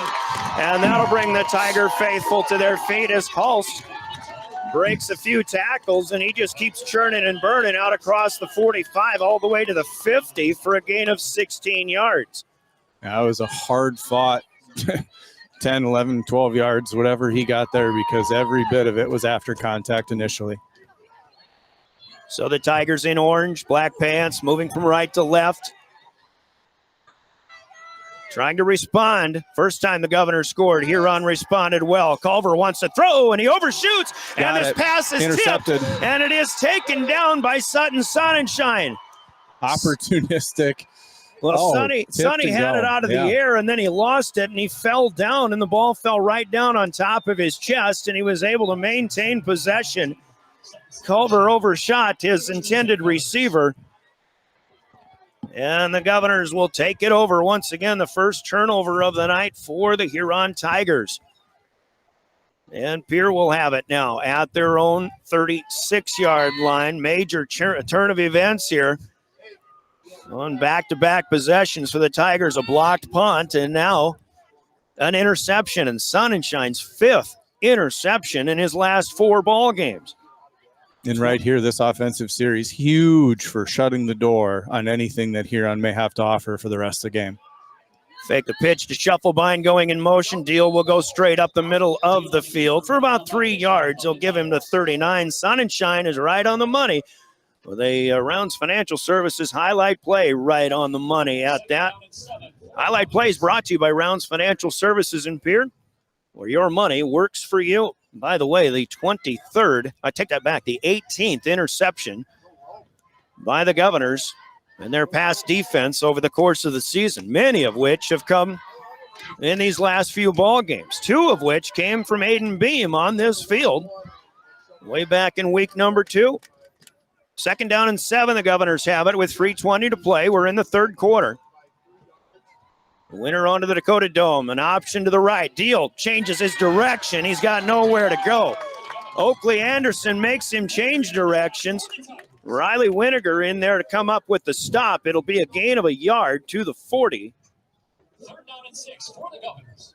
And the Governors, I tell you what, Coach, it just seems like Pierre is content to do everything they can without having to throw the football for as long as possible. Yeah, when you're playing with a 2-score lead, that's some of the ball game right there. Is chew clock, keep possession, nothing fancy, ball security, don't turn anything over, and just keep making first downs. But throwing here, looking for, is this Eilers over the middle? He's got it at the 20-yard line. Offense. Will Eilers was added as a tight end last week. And for the watch party in Marion, Iowa, it's Will Eilers on the money, right on the money highlight play. And a big gain to the 23-yard line. Once again, Rounds Financial Services, where your money works for you. Here's Eilers working for the Governors. Oh, my. That's a gain of 37 yards. That was an Eilers. absolute dime, and catching it in double coverage from, I'm sorry, Will, I'll give you your props. I didn't know you played offense. You are one heck of a linebacker. I thought you stayed there. So now back to the ground. Here comes Hunsley in space to the 15, 10, 5, touchdown. He breaks a tackle at the 4-yard line, goes in from there. And the Governors have taken command with some big plays on special teams and defense. Now the offense getting into the mix. Just when we were saying that they didn't really want to throw the football, they get a 37-yarder to Will Eilers and then a 23-yard touchdown run by Porter Hunsley. The Governors lead 27-7. Yeah, Steele obviously saw something where they were sucking up, putting other tight ends into the game, and decided we're just going to pull one up over the top on them. Templeton's kick is his best one. True and through with 2:02 to play, 3rd quarter. It is 28-7, the Governors lead. Still with 14 minutes plus to go in this contest, a 30-second step away, and we're back for another Pierre kick. You're listening to Pierre Postseason Football. At Al's Oasis Plaza. My great-grandfather, Gus Bowie, opened the first store in 1905. I'm R.F. Bowie, the president of Bowie Foods. We aren't your typical store. You'll find everything you need for your family. You'll save money, and I promise you're going to enjoy your grocery shopping experience. We carry a lot of locally produced products and some things you just aren't going to find anywhere else. South Dakota owned, family owned, Bowie Foods. Welcome back to the Owyhee Federal Credit Union Press Box. Owyhee Federal Credit Union, where they treat you like you own the place, because you do. Well, a Sutton Sonnenschein interception of a tipped pass. He comes down with it at the Pierre 36-yard line. The Governors go over the top after a couple of run plays. They hit Will Eilers for his first catch of the season for 37 yards, and then Porter Hunsley on the next play sweeps around the right side, had nothing but running room for most of the 23 yards. He broke a tackle at the 4-yard line, ran it in. The Governors tack on 7, and they lead 28-7 as Templeton makes a great kick to the near sideline. It dies at the 15, picked up by Landon Hulst from there. He'll only return for 5 yards. This is Mason Juergens on the return instead. I don't know. Eli Nichols in on the stop. The evolution of the kicking game with the new NFL rules having the landing zone versus just putting it out of the back. Yeah, it's trickling down into high school football, and you've seen a lot of it out of the Govs this year. Just these creative soccer kicks that land in there and die, and they're so hard to pick up. And by the time you do finally handle it and pick it up, you've got guys in your face, and it makes it really difficult. I'm enjoying it more and more. And they're getting better and better. Culver takes a high snap. He tips it to himself, fires out to Juergens on the far side.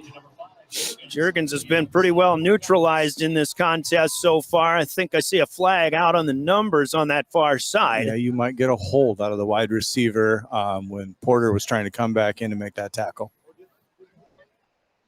Looks like the spot of the football would be a resulting loss of a yard, and we've got a face mask on the Governors.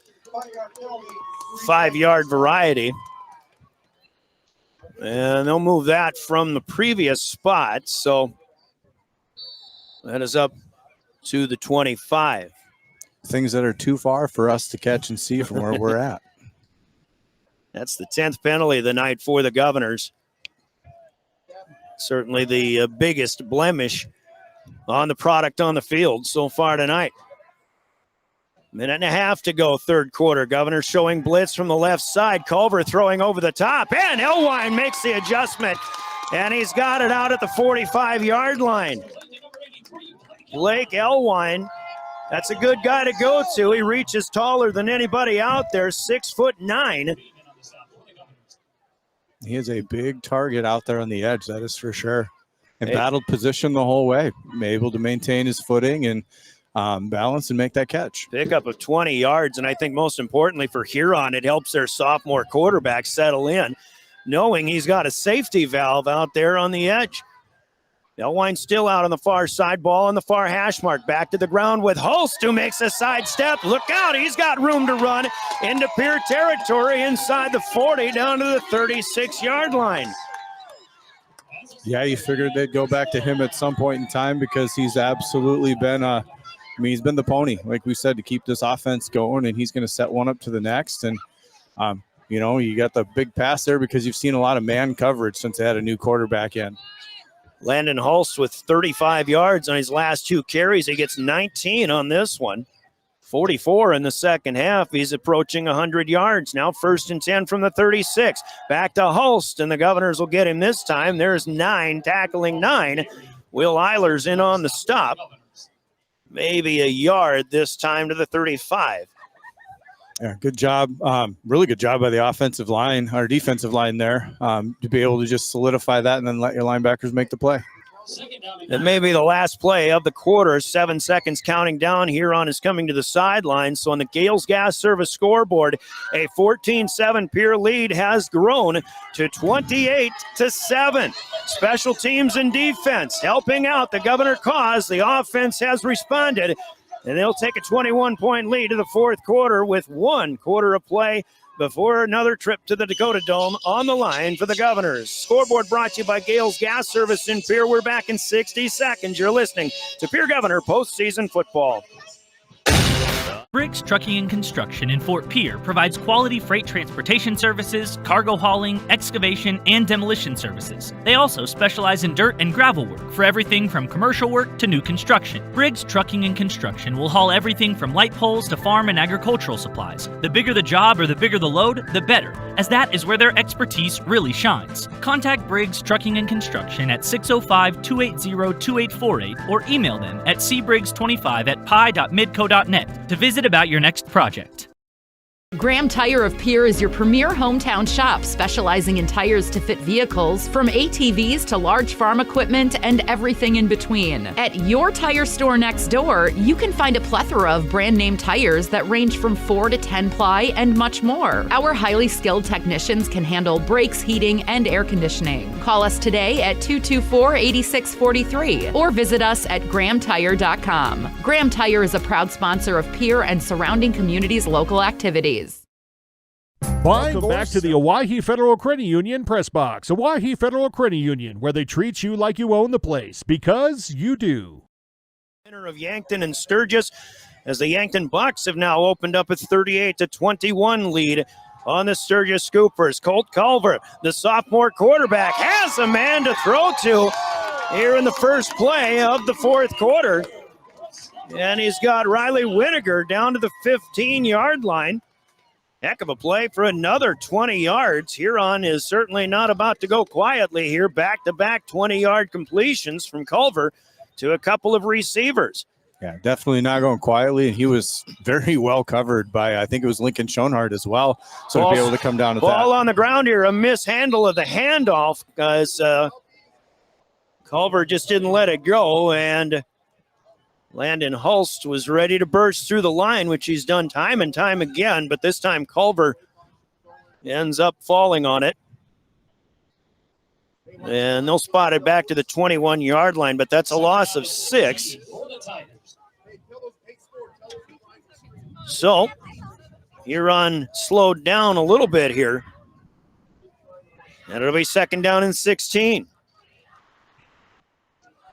And Governor fans, even the student section in that smaller bleacher across the way, we can hear them from here. They are fired up. Culver looking to throw. He's got a man, or is it taken away? The Governors cannot come down with this one. Logan Whitty, I believe it was, steps in front of Blake Elwine, and Culver underthrew that one just a little bit. Elwine was running to it, but Whitty breaks it up. And the incomplete pass will make it 3rd down and 16. Yeah, hard to see the numbers from that side of the field. I couldn't tell if it was 7 or 3, but you tell me it's 3. I will agree with you. Maybe I do need readers after all, Mr. Oakland. I don't think Scheffelbein has played, who is number 7. I don't think he's played defense all season long. I did forget to look at the identifying leggings and all of that stuff because I don't have to tell the difference between 7 and 1. Culver again, misdirection as he rolled to the left, threw back to the right, and it's complete to Carter Porish, the tight end. But the Governors stayed home, and you got Max Schmitz in on the stop, and Porish, well, there was another Governor in there too. That's a gain of 4, but Huron certainly was hoping for more. Porish's first catch that counted. He actually had a touchdown catch earlier that was wiped away on a play where Huron committed actually 2 penalties. Culver's going to get the play from the near sideline. Play clock is down to 11 as they break the huddle and come set. It's 4th down and 11. Tigers need to get to the 5-yard line. Culver to throw over the middle, and the pass is through the hands of the intended receiver, out of bounds back of the end zone. And the Governor defense stands their ground again. Schoenhardt in coverage. And who's the intended receiver? I can't really tell on that, but an 8-play possession for Huron will come to an end as they turn it over on downs, and the Governors have a chance to do more damage here as they'll take over inside the 20. Not good field position, but they do take it away. They're at the 17-yard line. Yeah, important part there is definitely the takeaway. Stopping a team in Huron who was driving the ball, for the first time realistically in the second half. So it's nice to see us come away with the takeaway and see what our offense can do to flip this field position.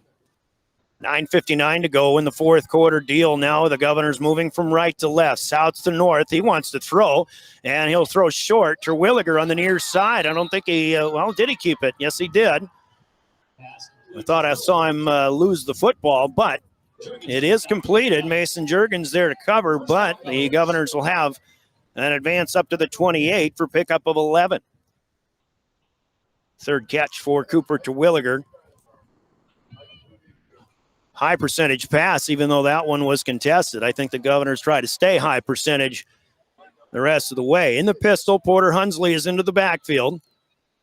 Unfortunately for Pierre, the clock stopped on that play. They'll pitch it to Porter. He'll run far side. He turns the corner, picks up 5, maybe 6, crosses the 35, and then he is met by Huron defenders. And they'll give him to the 36 here for 8 more. Yeah, simple pitch play, nothing fancy. Just hand it off, pitch it to him, let him run, see if he can beat some guy to the edge, and he beat near all the guys to the edge, and it was just barely kind of pushed out of bounds there. That's, I guess, a little quicker to the edge than I thought Porter Hunsley had in the He's tank not there. just power. He is also very, very fast. 2nd and 2 now, far hash mark. But again, the Governors, the clock is running here. Well, now the ball's on the ground, and the Governors mishandle a handoff exchange. Huron has it this time. And it'll be a takeaway for the Tigers, their second turnover. The second takeaway, the second turnover for Pierre. And Deal and Hunsley just mishandled it. We saw Culver and Hulst mishandle a fumble that the Governors took away. earlier in the third quarter. Now the Tigers will start a drive in Pierre territory for the first time tonight. They've got it at the 36-yard line. 9:03 to play. Still 28-7 Pierre, but the Tigers have new life. Culver to the air, near side. He's got Holston, a good tackle there with Hunsley, and it's Juergens who catches the pass. 3-yard gainer here. Yeah, and you get to this point in time in the game, and you're thinking, okay, we are down by 21. We're not just fighting the defense. If you're Huron, you're also fighting this fourth quarter clock that continues to run. Yep, and the great thing about Hunsley's tackle, he kept that guy in bounds, too. Huron has 2 timeouts. Obviously, there's a lot of time to go, 8.5 minutes. They want to run with it. They've got Holst, and he breaks the first line of defense again and gets through the linebackers inside the 25 down to the 21. Pickup of 12 for Landon Holst. He's over 100 now. I've got him at $104. Yeah, he continues to sidestep in tight parameters. I mean, he's running up the middle, but yet he hits a quick sidestep and then continues to accelerate up the field. He's very hard. You drop your head to tackle him, he's going to make you miss. Averaging 100-plus on the season. He'll try left side this time. Came in with to the game with over 1,100 yards. Now 1,200-plus here, and Holst inside the 20 to about the 17. Looked like he ran into a bunch of traffic, but he still comes up with about 4 yards there. And we'll give him 3, as it is on the 18-yard line. 7:35, counting down fourth quarter. Pierre on top, 28-7. Culver will roll out to the right this time. He fires. He had a man. He overshot Porish, but he's looking for Juergens all the way, who is on the edge, and he catches it inbounds at the 9, I believe, for a pickup of 9. And a Huron Tiger first down. No, they'll spot him right on the 10, so we'll give him 8. But it's a first down, and now a goal to go. So 1st and 10 from the 10. Like you said, they're getting clips, but they're also not getting the clock to stop, which is not going to be in their favor. Well, was the clock supposed to stop here? That play was out of bounds. That may be what the discrepancy is here. Clock was running there. So, well, we'll see. Tom Peniston, I believe, our referee. Yep. They'll add about 8 seconds here. The play did go out of bounds. So this is the right thing to do. It'll be 1st and goal for the Tigers. 10-yard line, though. They've got to cover all 10 yards. Culver in the pistol with Holst with him. It's Culver running for the first time. Sam Larson gets to him right at the point of attack, the line of scrimmage. Different look there for Huron as the sophomore picks up, well, he got a yard or 2 out of that, it looks like, actually. Yeah, a little more than I thought he initially did. But Sam Larson, I don't think we've called his name yet a bunch in this game. But, man, I think he had a 12 tackle game just a couple of games ago. Last week, actually. Yeah, played a heck of a game against the T-Area Titans. 2nd and goal now at the 8-yard line. The clock does run, even though Huron in the huddle. Culver in the pistol. Here comes Holst through the line of scrimmage. Tucked left, back to the right, and it's a touchdown for Landon Holst from 8 yards out. And this one comes at the 6:37 mark of quarter number 4. 28-13, you've got a 2-possession game now. Holst with his first touchdown. 13 carries, over 100 yards. Landon Holst, you can see why. He's probably going to be an all-state running back here in his senior season. The hold is by Juergens, and it's a bad snap. Culver is the kicker. That keeps it at a 3-possession game. Instead of Anderson Porish. Now it's 15 points, so it is 2 possessions, but it still puts a 2-point conversion. That's easier said than done. So 6:37 to play. Huron back on the attack, and they'll kick off when we come back after this 30-second break. You're listening to Pierre Governor Postseason Football. A home is a big decision. You need an expert who knows the market and gets results. Scott Darnall at Lee Real Estate in Pierre brings experience, local knowledge, and a no-nonsense approach to help you navigate every step. Whether you're looking for the perfect home or the best offer, Scott is committed to making the process smooth and stress-free. Ready to make your next move? Call Scott Darnall at 605-220-2676. Lee Real Estate, Meredith Lee, broker-owner. Lucky for us, life is full of choices. Welcome back to the Owyhee Federal Credit Union Press Box. Owyhee Federal Credit Union, where they treat you like you own the place, because you do. 36 yards in 2 minutes and 26 seconds. Landon Hulst with an 8-yard touchdown run, but the kick fails, and it'll be 28-13 as we move forward here in the fourth quarter. 6:37 to play, semifinal night. Zero hesitation. Steve Steele puts the hands team out here. I can just tell it's a bit different personnel. They're just expecting this onside kick immediately and not taking any chances. Well, again, yeah, Huron needs at least 2 more possessions here. It's still a 15-point game, which means they would need at least 1 2-point conversion, and they will onside it. It takes 2 hops, and then it candy hops up into the chest of Jaron Deal. You had Deal and Terwilliger, Hudson Schaefer, and Stoser out there as well. But the Governors will have good field position as they try to salt this one away with 6:37 to go and a trip to the Dakota Dome on the line. Yeah, those are always so scary. It's not the first hop. It's that second and oftentimes the third that kicks that ball up into the air. And so you've got to have great concentration. And obviously, Jaron Deal again. I mean, what can we say more about a sophomore quarterback who's basically come in the game a few games ago and done it all? 1st and 10. You can hear a little bit of a breeze blowing through the microphones now. Pitch it out. This is Kea Ducheneau on his first carry of the game. Across the 45 to the 48-yard line. Just 1 yard. Charlie Martin in on the stop. The other thing about those onside kicks, when it's grounded, I mean, especially baseball players, what do you do on a ground ball? You charge it, and you want to charge those balls. But then again, you either wait back or you charge it and try to smother it. But, yeah, you never know what they're going to do. The way the football bounces is a mystery every time. 2nd and 9 for the Governors. Ducheneau in the backfield. Certainly hope it's just to give Porter Hunsley a rest here, but as he's run well, Ducheneau will get met at the line of scrimmage. We got a Hulst in there, and no gain on this one. It'll be 3rd and 9 now. And Governor fans would probably like to see us get, 1, if not 2 more first downs here and really play with this clock. Although, I mean, you've seen us take the play clock all the way down to 0, which for where the play clock is actually sitting kind of gives Huron an advantage because they also have just gotten to see it and time up all their blitzes by the time that thing hits 0.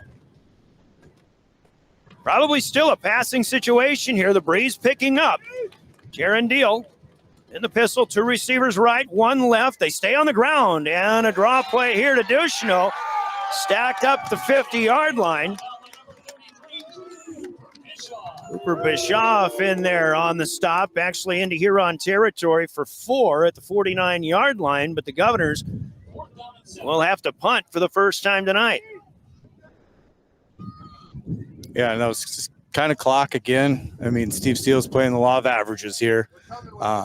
So they're going to, you're going to see Huron start bringing a lot of pressure. They're going to start taking a lot of shots. We're trying to milk that clock for all it's worth. Still trusting his defense as well. Here's a snap. Deal. He's got a rush coming at him, and he's got a straight-up kick that is coming this way, and it's out of bounds just across the 50-yard line. This kick, and again, into the breeze that has stiffened a little bit, but it's not going to go much farther than a yard, to be quite honest. There were rushers coming from both sides. I don't know so much about up the middle, but this sequence did not go at all how the Governors had hoped it would. No, sometimes you just get out of your routine, of your normal offensive structure. Putting a couple different other player personnel in there just kind of takes the whole rhythm of what was going on off. And it just seemed exactly like that, a little discombobulated. Tigers with a little more life now. As Culver's looking to throw, he's got people bearing down on him. He'll throw short to Carter Porish. And just across the 50-yard line to the 49. Clock right now is at 4 minutes to go. 4 minutes to Dakota Dome if you're the Pierre Governors, if you can hold things off here. Gain of 3 from Culver to Carter Porish, who catches his second pass of the night. 2nd down and 7. This is a quick hitter out near side. Juergens gets one block, has the edge to the 50, and then he runs it out of bounds. There's Porter Hunsley, who is still out there defensively, even though he didn't play that last offensive sequence. Juergens stops the clock at 3:41 now at the Pierre 45 after a gain of 4. Yeah, probably figure in this situation, up by a couple scores, you need him more on the defensive side than the offensive side. So let Kadush know on the offensive side, do some of the dirty work and save Porter for these defensive stands that we need. Pretty good point there. Near hash mark, that's why I bring him along. 3rd and 3, and a slant over the middle is thrown low by Colt Culver. James Schultz Jr., the intended receiver, of course, Huron has to go for it. Got to give this Culver kid a lot of credit here. He's put into a situation that I don't even think he wanted to be in. Huron has lost Anderson Porish to a knee injury, and, I don't see Porish on the sidelines, but he probably has a jacket on.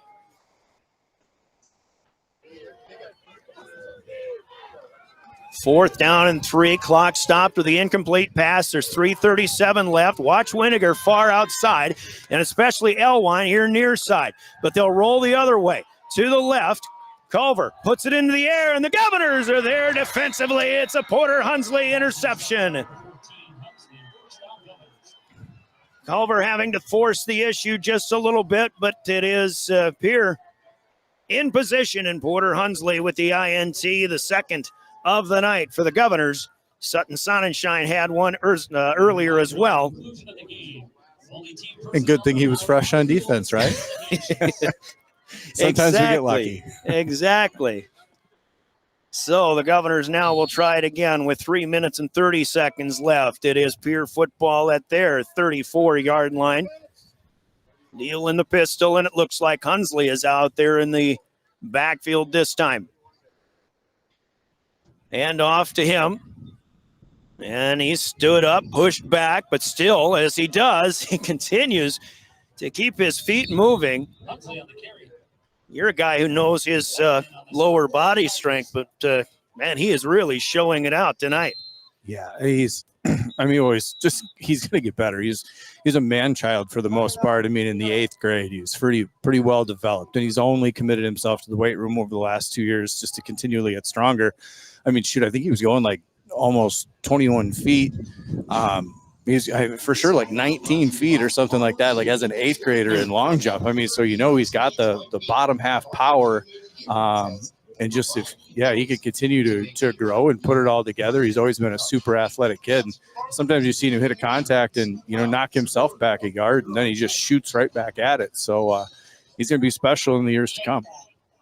So Porter Hunsley grabbed 4 yards on that one. It'll be 2nd and 6. There is a timeout on the floor, but while we discuss the Pierre running back, Porter Hunsley, we'll just keep it here. Check in on that Yankton score. It was 38-21 earlier. Yankton leading Sturgis as they try to keep their foot on the pedal as well. The winner of this game moves on to the Dakota Dome. Of course, Pierre trying to get there for the 9th time, and with 7 minutes down in Yankton left to go in that one, the Bucks lead the Scoopers 41-28. I'm surprised at how high scoring that game is. They're adding 5 seconds on the clock here, but a few seconds ticked away after they called that timeout. So it'll be 2nd down and 6. Single receivers to the right, 2 tight ends set. That means Aiden Beam would be on the right side. You got Terwilliger on the left here to the near side. Hunsley again following blockers. He'll get wrapped up this time on a short gain. Oh, and Maximus Schmitz just got headbutted by a much smaller Huron defender. And there was a referee right there 2 feet away to see it all happen. So a 2-yard gain here for Hunsley will get him to the 40, but you got a personal foul that'll go. Oh, they're doing double foul both here, ways. so both of them. Well, the headbutt didn't, I guess Maximus Schmitz did something that that official saw as well. So all that happens is the result of the play, a 2-yard gain for Hunsley to the 40-yard line. And again, that was at the end of a play, and we're going to have a timeout called here. 3:01 to go. We'll pause this time. This is Huron's third and final charge timeout in the second half. It's 28-13. Govs lead. We'll pause for 30 seconds and be back with more Pierre postseason football. Big and small. They define us, make us who we are. And when it comes time for you to choose a car, home, your next big adventure, or start a new business, Farmers Union Insurance has the variety of coverage options to protect each perfect moment. Farmers Union Insurance. Contact your local Farmers Union Insurance agent today. Welcome back to the Owyhee Federal Credit Union Press Box. Owyhee Federal Credit Union, where they treat you like you own the place, because you do. Well, Huron out of timeouts now, and with 3:01 to play, it's just up to the Governors to move the chains and keep the clock running. We welcome you back to Tiger Stadium. Brian Oakland, Sean Lewis on the call here. They're trying to punch their ticket again with essentially a lot of different people trying to get to the Dakota Dome on their own terms this time around. 3 minutes, third down and 4 here for Jaron Deal. He'll roll to the left. He'll pitch to Hunsley. A little dicey there, but Hunsley puts the shoulder down. He's ahead of the 40. Nice open field tackle here by James Schultz Jr. Charlie Martin there to finish him off. And he is right at that first Boy, he down. really It's going is. to depend on the spot. I didn't think he had it in the first place, and they're putting him about a foot shy of the line to gain here, which is the 44-yard line. The officials will stop to measure. But I think we can see right here, people watching the live stream can probably see it even better, that the football appears to be shy of the 44-yard line. And the line to gain, I believe, has to be right on the 44-yard line. So a measurement that we don't see too often anymore. 2:43 to play. If this is short, I still expect Steve Steele to go for it, right? Yep. I would assume is ultimately this first down is a whole lot more. Yeah, I mean, it's not exactly the ball game, but it pretty much seals the deal. You just got to run a bunch more plays and hopefully get another one, and you go from there. But I think this first down right here is crucial, and you don't really want to punt and do anything else. Let's finish this with your offense and do the deal. Huron out of timeouts. You basically have, about 40 seconds every time you run a play. So now it's still closer to 3 minutes than 2. So obviously there's no 2-minute warning in high school football either for those who are more inclined to follow the professional game. So 4th and inches for the Governors. This one goes a long way if they can get it. Deal's going to stay out of the pistol. Huron will stack the box. Low snap. Hunsley straight ahead. Has it. 45 and a 50. First down, Governors. Boy, a quick snap, and Deal made a good receive on that one. I'm surprised that It came back there like a laser. He had to do a little bit of job to rehandle that ball before he was able to handle that or hand it off to Hunsley. That's for sure. It was a laser by Wallman. Yeah, Porter picks up 8 yards on this one. So it is into Huron territory at the 48-yard line, and all the Governors really need to do now is just hang on to the football. And they'll head back to that place that they've been so comfortable with over the years. Clock still running. 2 minutes to go. Deal. It's an easier snap to handle here. Hunsley gets wrapped up. And Landon Hulst has to come out to get treatment on that left shoulder again. He was the one that had first contact on Hunsley. Put it at the 46. That's a pickup of 2. And as far as yardages, that really isn't the issue right now for the Governors. It's just keeping the clock running as the Pierre crowd really starting to come to life over there. Pierre's going to bleed the clock, the play clock all the way. I thought they might call a timeout as well, but that doesn't seem to be the case right now. 1:20, we're counting them down. Near hash mark, and now a timeout there for Coach Steve Steele and the Pierre Governors. Timeouts from Coca-Cola Bottling. Let's pause for 30 seconds as the Governors are in the seat, the driver's seat once again. And they're heading to Vermilion here very shortly. 1:15 to play. 30 seconds and we're back with more Pierre Governor football. Dakota Pro Air is a locally family-owned business that has been taking care of farmers' aerial needs since 2020. With locations in Letcher and Miller, Dakota Pro Air is able to provide service to a large area. Ground conditions too wet, or just don't want those sprayer tracks in your field? Give Dakota Pro Air a call for all your chemical and fertilizer application needs at 605-248-2314. Welcome back to the Owyhee Federal Credit Union Press Box. Owyhee Federal Credit Union, where they treat you like you own the place, because you do. Governors, a couple more plays ought to do it here.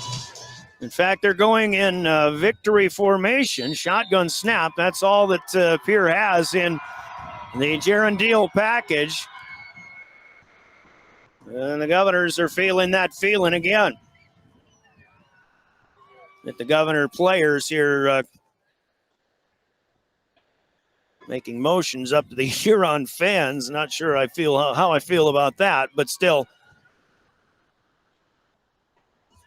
Again, the guys that, you look at the guys from last year on this team to this year, there's an awful lot of people gone, and it's a very young team this year, Coach, that is really getting their first taste as the group of guys that, have their golden opportunity now. They're going to the Dome. The final snap has been made, and the Governors will win it 28-13.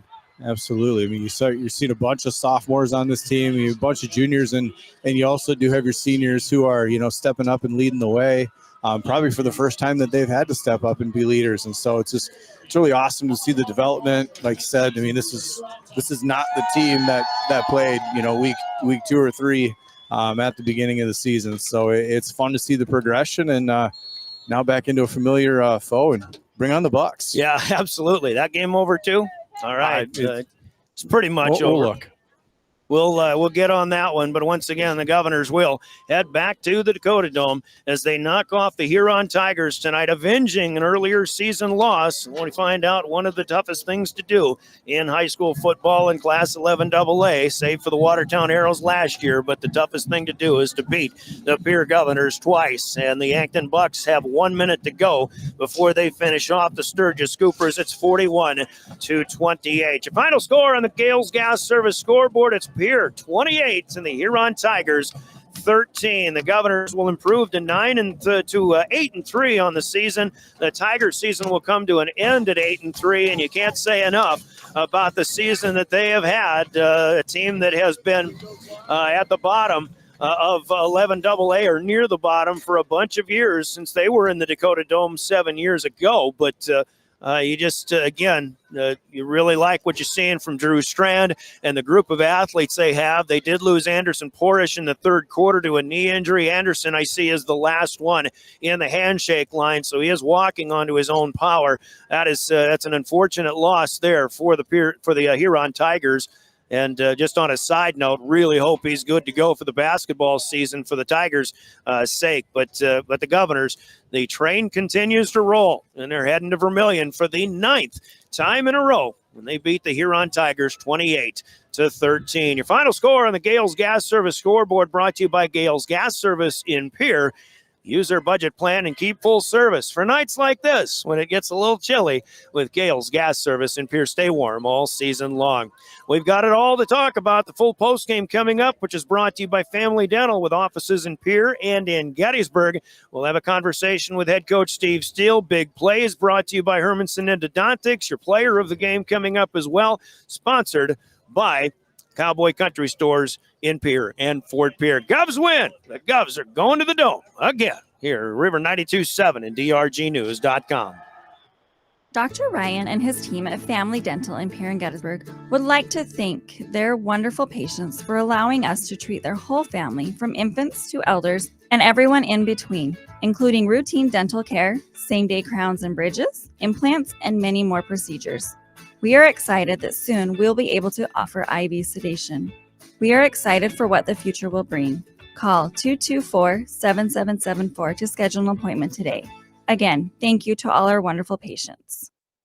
From the early days of South Dakota statehood through today's digital revolution, BankWest has remained committed to helping customers and communities succeed. BankWest Associates uphold this commitment by developing innovative products, tailoring financial solutions to customer needs, and actively supporting community causes. For a bank committed to helping you and your community prosper, choose BankWest. BankWest. Convenient, connected, committed. Member FDIC. From the first wails of surprise to first day of school questions, playground adventures, learning to drive stress, and graduation cheers, they'll always be your little sunshine. At Avera Children's, we get kids, teens, and parents too. We'll step you through first checkups, milestones, sickness, and specialized care when your child needs it, and treat them like our own every step of the way.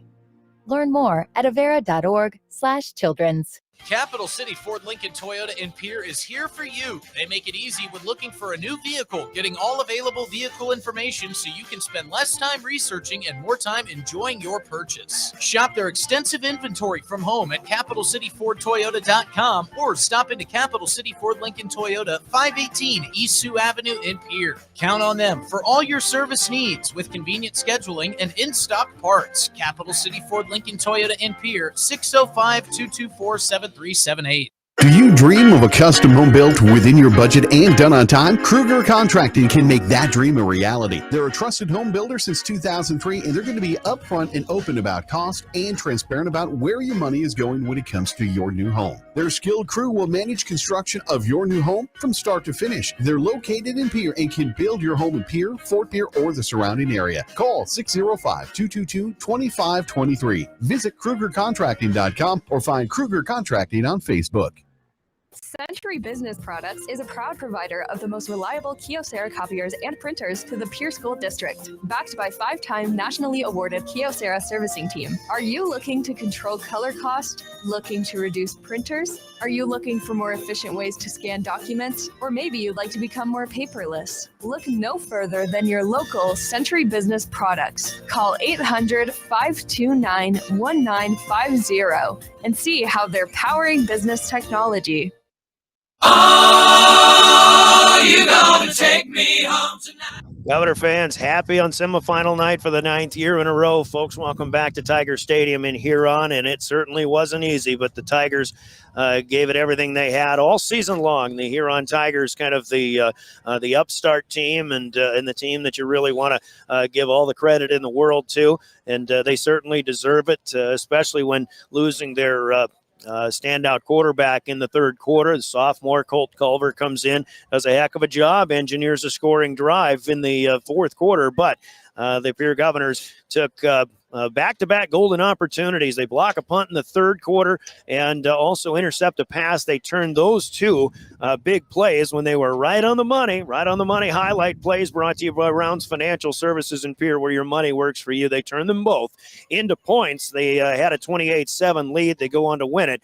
This final score, 28-13. And we'll ask Sean Lewis a few things first. We see Coach Steve Steele already ready to make his trip up here, but Coach, just another game where experience wins out in situations like this, and you know, whether you're on the road or you're at home, you find out where the differences are a lot of times when the team that's been there and done that is just kind of flexing their muscles, and they're the team that makes the plays, and here's the team going to the Dome. Yeah, that experience factor is huge, you know, in a coaching staff who's, you know, kind of been there, done that. They know what plays to call. They know when to push and get aggressive, and when to ultimately just sit back and let the clock be your best friend as well.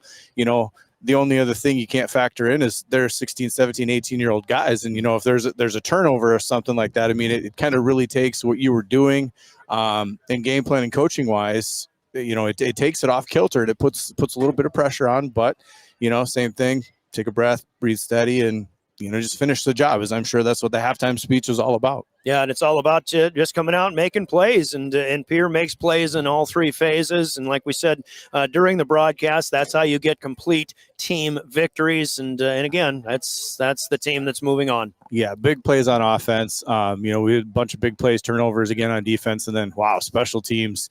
From kickoffs to just solid kick returns. You got to put your hands team out there, and then ultimately that punt block. Just awesome 3 phases of the game. Just a complete win from a team who's putting it all together at the right time. Absolutely. Stick around if you want, but we'll let the coach gear up here in just a moment. Let's pause for 1 minute. This is our Family Dental postgame, by the way. Family Dental with offices in Pierre and Gettysburg. Govs win 28-13 here in Huron. We're back in 1 minute on River 92.7. I'm Scott Nye. As a coach for the Pierre Governors, I know a winning game plan is crucial. When it comes to your finances, you deserve one too. At New Edge Advisors, our name is new, but our commitment to you isn't. We're the same trusted team you've known, and we've expanded our playbook of resources to help you plan for retirement, manage investments, and protect your future. Let's build the strategy that gets your financial future into the end zone. Securities offered through LPL Financial, member FINRA SIPC. Advisory services offered through New Edge Advisors LLC, a registered investment advisor. New Edge Advisors LLC is a separate entity from LPL Financial. From the early days of South Dakota statehood through today's digital revolution, BankWest has remained committed to helping customers and communities succeed. BankWest Associates uphold this commitment by developing innovative products, tailoring financial solutions to customer needs, and actively supporting community causes. For a bank committed to helping you and your community prosper, choose BankWest. BankWest, convenient, connected, committed. Member FDIC. Family Dental postgame continues as once again the Pierre Governors head off to Vermilion, and it's a familiar foe in the Yankton Bucks. Coming up next week, the kickoff of the 11AA championship will be at 7 o'clock on Friday night next week. We'll probably be on the air at about 6:15 or so, but we are now joined in our postgame by the victorious head coach, Steve Steele, who once again taking for the 9th straight year, you're taking a group of kids, but it's a really different group of kids this time around, Coach. You've got so many young players that, they've been there on the sidelines, but now they get a chance to shine on the field because they played a heck of a game here tonight. Yeah, very, very proud of this group of kids. It wasn't even the same group of kids in a lot of places that we started the season with. Right. Feel horrible for our guys that, obviously we're over there on scooters and gas and everything else. But very proud of the effort of the guys that got out there today, and very proud of the effort of the guys over there on the sideline that, made an impact all week long at practice, brought good energy to the sideline and passed that onto the field. So, again, another full team effort. Not always pretty, but got the job done. Ask Coach Lewis about experience because he's been there before. How much was experience a major factor in this game? Yeah, I think the moment definitely is not too big for our guys. That definitely helps. But, I think at the same point in time, our guys played confident. That's the number one thing we talked about this week, is we have to expect to win the game. Mm-hmm. You don't go in and you can't hope to win the game. You can't hope they make mistakes. You have to expect that you're going to go win every play. And then you've got to go win every play. And, I think obviously that's unrealistic to win every play, but the guys won enough of them today. And the first half, you come out to the first possession, you come out and score. They respond, and then you respond right back. And it looked like, how long is this going to go on? Suddenly we turn into a defensive ball game and a little bend, don't break. But plays were made on both sides and a very good defensive ball game here. Yeah, it was, and it's crazy to say that it was a 28-13 game and the defenses were incredible, but every bit the truth. Oh. Again, they still did what they do and they were tough to score on in the red zone. It was very, very hard. I guess I don't know about Porter's last touchdown, if that was technically in the red zone or not. 23 yards. Okay, so technically not even in the red zone. So, we only had 2 red zone touchdowns. We were in there. We had a fumble in the end zone. We had penalty. I guess we scored on that. But, we had enough times in the red zone that, 28 points is not enough for how many times we were in the red zone, but a big credit to that. It goes to that defense out there. And your defense having to stop that running attack. And man, Landon Hulst, if there was a kid that was trying to will his team to a victory, I mean, that kid played great. And as well as Porter Hunsley runs, and as tough as he is to bring down, Porter's a sophomore. Landon Hulst is the senior version of what we're seeing from Porter Hunsley. Yeah, I mean, that kid, not often do you see almost a 2-minute style offense where it's just turn and hand the ball to your big kid. And, man, he ran the ball hard, and he's fast. And, I mean, that was just that last touchdown of his, I mean, he broke – I don't know, 4 or 5 tackles. I mean, he just has such lower body strength. He was a challenge, but again, our defense stepped up when they needed to. Getting a lead early was huge. That was an important part to this game. I think that we were able to get out in front of them because if they're able to play, at a tie or at a lead, then that really plays into the strengths of them being really not wanting to give up the big play. That was a huge part of the game. And, credit to our defense to get that stop right away and then let us get on top. Speaking of your running game, I mean, you're running the football 40 times tonight and really only passing 14. And I don't know if that was your game script, but certainly that's what you needed. And maybe because of how difficult Huron is in the red zone, that had a lot to do with that. Yeah, it is. I mean, they're very clear in what they want to take away. They wanted to take quick Carter Scheffelbein over the top. And they did a successful job of that for the most part. So, we told our guys all week that, hey, we've got to be able to run the football if we're going to win this game because they're going to be able to sit everybody back. You saw that the first time we played. When we got to the have to throw situations, it's just hard because there's so many people in coverage.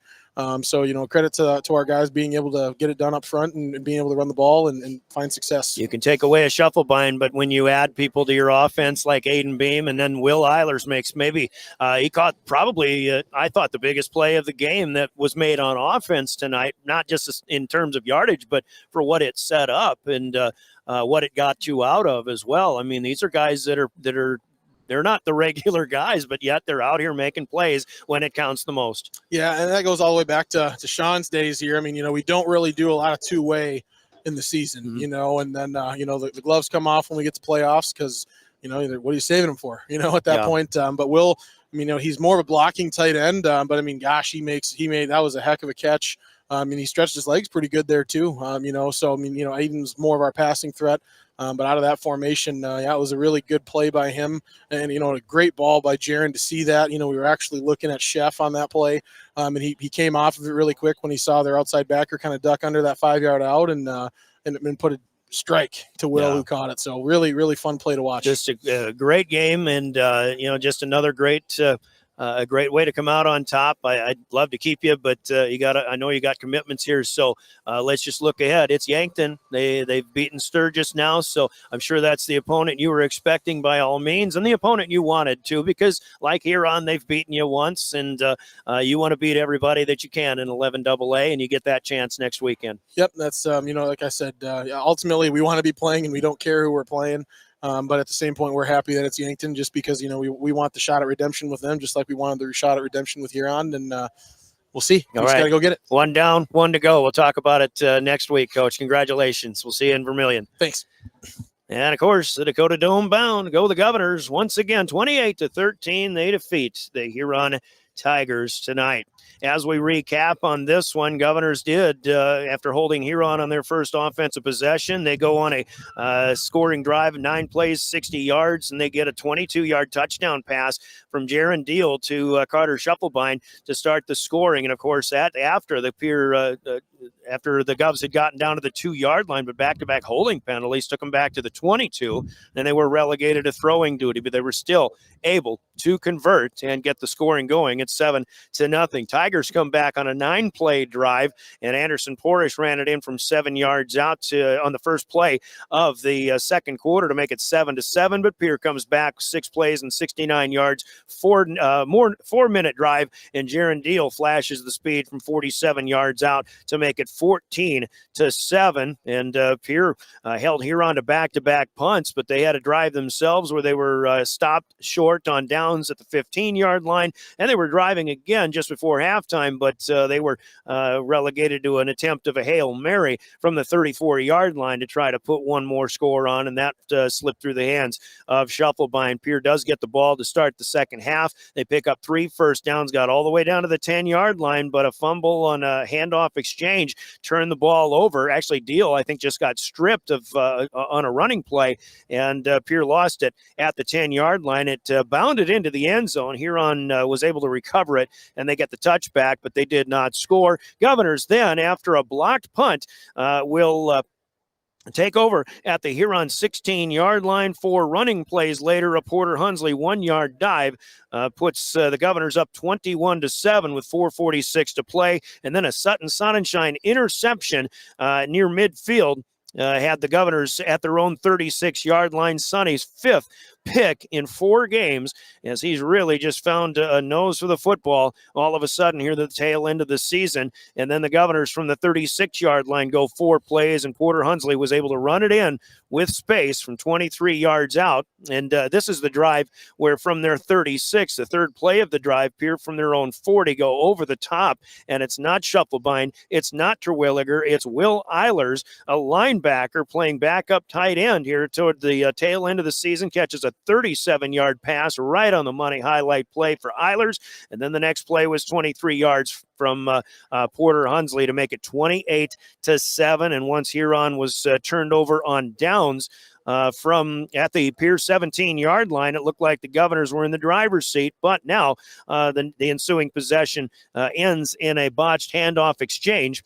And on the third play of the drive, the Governors were in a golden opportunity again from the Tigers were actually given a gift at the Pierre 36-yard line. 6 plays later, Landon Hulse bursts in from 8 yards out, but along the way, Anderson Portish suffers a knee injury, hopefully not severe as we were fearing, but Colt Culver, the backup quarterback, was also the backup kicker, and maybe that contributed to the blocked punt we talked about a little while ago, but the PAT failed for Huron with 6:37 to play, and it's 28-13. Govs goes 3 and out on their next possession, but then Culver is picked off by Porter Hunsley to really seal the deal. Still had 3:30 to go. The Govs get a big first down on a 4th and 1 from Hunsley, and 3 plays, including a couple of kneel downs later, this ball game is over, and the Governors move on down the road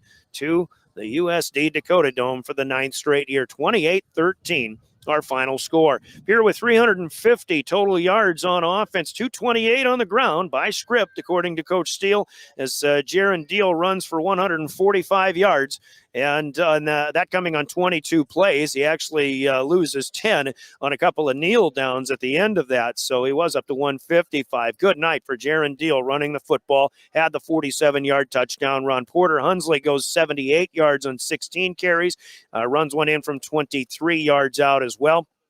Meanwhile, Kea Duchino ran 3 times for a total of 5 yards also.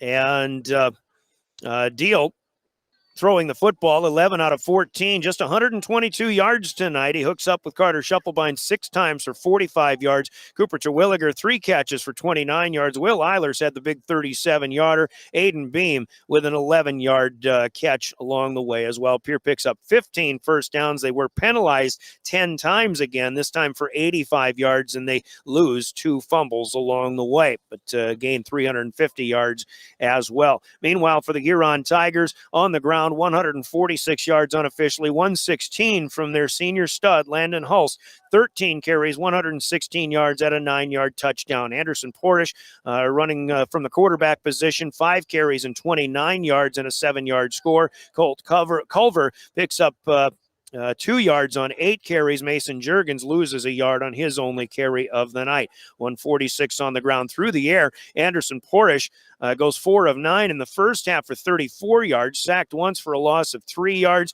Colt Culver, 7 of 10 in relief after the injury. He'll throw for 62 yards. And as a collective, those two guys, 11 out of 19 for 96 yards and 93 net passing yards, along with 146 on the ground, 243 total yards for the Huron Tigers. Riley Winiger catches 2 passes for 41 yards. Mason Juergens catches 5 for 25. Blake Elwine with 2 catches for 23 yards, and Carter Porish 2 catches for 7 yards. 11 first downs for the Tigers, 3 penalties against them for 40 yards, but a couple of interceptions. The takeaways by the Governors, and the turnover battle is even, but the scoreboard reads 28-13. Pierre Governors. Coach Sean Lewis, before we let you go, final thoughts on this one as the Govs back in their dome away from home next Friday night. Yeah. You're going through the passing stats. You say Jaron Deal only 120 yards. Like that. I mean, that is still a great 11 for 14. We only missed 3. I mean, granted, the passing was not the focus of this game. Obviously, it was a hard focus on running, but just the efficiency when you did need to pass that he hadn't possessed. I talked to Coach Drew Strand here after the game a little bit. He come up, man, we're pretty close friends in the wrestling world, and just in respect as a human being. And he goes, man, he's fast. And I know that he was alluding to Jaron Deal. It's something you can see on film, but you just can't until you put it on the field and actually have to play it. He gave him respect. Said, I don't really like to lose, but if I'm going to lose, I want it to be to you guys, and I'm going to be cheering for you guys next week in the Dome. So obviously lots of mutual respect between both coaching staffs, both teams, and just a hard-fought game that, at times was sloppy, but you got to get the job done, and that's what the Governors did tonight. Yeah, absolutely. I'm actually going to update my stats because I didn't write down the 22-yard touchdown from Carter Shufflebein. So he catches 7 passes for 67 yards. Jaron Deal at the same time goes 12 of 15 for 144. And Porter Hunsley, I'll add his 1-yard touchdown. I did have that in there. So 228 on the ground for the Govs, but 144 through the air, including 1 touchdown pass for Jaron Deal, 372 yards of total offense there. But Drew Strand, he's a great guy to talk to. And a couple of years ago when he took this program over, he said that's exactly what he wanted. He wanted a program, and he really didn't have a lot to start with. I mean, Huron went to the Dome 7 years ago with a group of great athletes, mostly a defensive-oriented team. Here they are playing great defense with great athletes once again. And, I don't know him like you do, but I root for this guy. And Huron, I think over the years since I was in high school, Pierre is most hated rival, I guess, if you want to put it that way. But still, everybody's got friends in both towns, and you do root for people. You root for kids like Anderson Porish. You hope he's healthy. You hope Landon Hulst is healthy moving on, and you just hate to see injuries, but you want your best against the best. And but tonight the Governors come out on top. Yeah, they did. And like you said, you just hope those guys are ready for their basketball seasons, just like, you hope everybody else is ready for their next season. And, it does get a little heated because it's competition and it gets hot, but, it's sports. And at the end of the day, high school sports are done when high school's over, and you got to live the rest of your life. Like I said, so mutual respect for a lot of the coaching staffs back and forth as there are with a lot of them. But, Drew Strand was, I think, assistant coaching on that team when they were in the Dome. Yep. And that was Mike Schmidt's team back in the day. He was, I think, coaching at Woolsey Wessington now. And, like I said, he wanted it. He understood the big thing that he wanted to instill, and that I know that he visited with Coach Steele and myself about back in the day was culture. And I think, they have it now. They're building a culture here in Huron, and then you got to put the athletes to go with it and then get them to believe it. They believed it all the way up until the end, and so you got to applaud them for their effort and their fantastic season. All right, absolutely. Huron 8-3. The Governors are 8-3, but the Governors are the team that will move on. It's Pierre and Yankton. Still more to talk about when we go to the Dome. Coach, thanks a lot for being here and shivering along with us. Sean Lewis will certainly appreciate his efforts in following us along and giving us the expertise here tonight. Govs win 28-13. Along the way, there were highlight plays as Govs were right on the money. Rounds Financial Services highlight plays where your money works for you find them and talk to them in Pierre. But, of course, Pierre made it happen all with big plays of the game. And your big plays of the game are sponsored by Hermanson Endodontics in Pierre. Let's hear from them. We'll touch on big plays when we come back. You're listening to Pierre Governor Football. Quality comes first at Hermanson Endodontics. Dr. Brian Hermanson serves Central South Dakota with specialty root canal treatment. Hermanson Endodontics strives to provide treatment that's not only comfortable, but also provides the best possible outcome. They do this by effective and timely communication with your dentist and preserving as much healthy tooth as possible using state-of-the-art three-dimensional imaging and the dental operating microscope to guide diagnosis and treatment. Ask your dentist if a root canal specialist is right for you. Hermanson Endodontics in Pierre. Hermanson Endodontics gives us big plays, and certainly the biggest plays in this game, I believe, have to go where the Governors were able to put this game away. They come in the third quarter, and as the Governors get a blocked punt, and this happens after Anderson Porish goes down with a knee injury. And again, he was walking on his own power after the game, but he was not in condition to keep playing in this game. When you take the junior out, you put the sophomore Colt Culver in, and he becomes not only the backup quarterback, but he's also the backup kicker and the backup punter. Now, Anderson Porish had punted three times, in fact, in the first half. Every time he really had to rush it because that Governor punt rush was coming quickly. Well, that Governor rush didn't stop, but the delay in the punt motion of Colt Culver was the difference. And Aiden Beam gets the block. The Governors recover it at the Huron 16-yard line. Then Porter Hunsley ran it in from a yard out 4 plays later. And then on the next drive, Sutton Sonnenschein intercepts a pass that was overthrown. He tipped it, but then he fell down. And as he falls down on his back, the ball literally just came right down to his chest. And apparently the eyes were still open. He was still able to make a catch, an interception, another interception for Sutton Sonnenschein. And the Governors took over on their own 36-yard line. They get a big pass play to Will Eilers for 37 yards to the Huron 23. And on the very next play, Porter Hunsley runs it in from 23 yards out to make it 28-7. Huron scored one more time, but the Governor defense also stopped them on downs at the 17-yard line, and they did intercept Colt Culver to seal the deal with 3:30 to play. A Porter Hunsley interception was the last time the Huron Tigers touched the football. So the defense and the special teams and certainly the offense comes up with big plays, and they're all brought to you by Hermanson Endodontics in Pierre. The Governors win 28-13, as there were certainly players of the game worth mentioning in this one as well. To highlight on the Huron side, can't say enough about Landon Hulst and the 116 yards that he had, plus a touchdown in his final game. Certainly a great defensive effort from a lot of guys. I thought Riley Winiger played a great ball game for the Huron Tigers this evening, and they've got guys like Charlie Martin plugging holes and things like that. Huron gave up a few more rushing yards probably tonight than they're used to, but still a great defensive team that they proved time and time again, and you got to pat them on the back. Like Coach Lewis was just saying, this team came a long way this year. Nobody expected an 8-3 team and a number 2 seeding, which seemed to be number 1 all season long. And again, collective pat on the back to the Huron Tigers in this one. But the Governors have player of the game candidates, and we'll hear from Cowboy Country Stores in Pierre and Fort Pierre. We'll decide who today's player of the game will be after this. Cowboy Country Stores in Pierre and Fort Pierre. Anytime is a good time for Cowboy Country Stores in Pierre and Fort Pierre. Fall means hunting, sporting events, school activities. It means busy. Delicious, on-the-go, fresh foods from Cowboy Country Stores make life easy. Delight in the Champs Chicken Tenders Special. 6 tenders, just $8. 8 for $10 and 10 for $12. Add delicious sides and you're set. Convenience with a capital C. Cowboy Country Stores and Champs Chicken.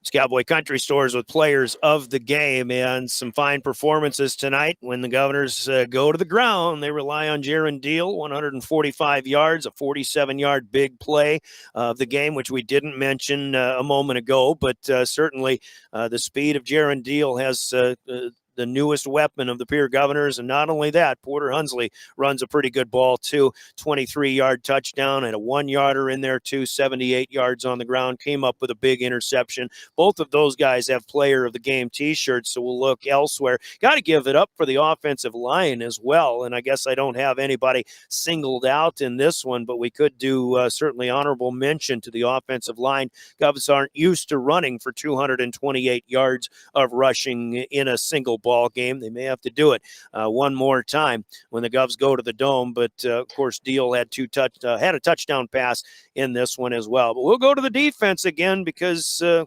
Governors held a pretty good team to just 13 points. And the guy that I thought really led the way from the linebacking core tonight was Hudson Schaefer. Schaefer was certainly all over the place early on. Didn't call his name as much in the second half as other guys were making the high-profile plays, but Hudson Schaefer was consistent throughout. Just another good effort on that linebacking core. And sure, you have Hulse to deal with, but most of the passes tonight from the linebackers and the defensive backfield in coverage didn't cover a whole heck of a lot of yards for the Huron Tigers. And again, Schaefer got his name called several times tonight, so he is tonight's player of the game. We'll get him a T-shirt noting his accomplishments, helping the Governor cause as Pierre wins this one 28-13 and head on to the Dakota Dome once again, as this will be the 9th straight year. But Pierre and the Empire, they want what eluded them last year, as the Empire is a game away from officially striking back. Players of the game brought to you by Cowboy Country Stores in Pierre and Fort Pierre. Let's run down the scores for you real quick here as we'll tool them up and again get you set up for our coverage of the 11AA Championship next weekend. The Governors defeat Huron 28-13, Yankton over Sturgis 41-28.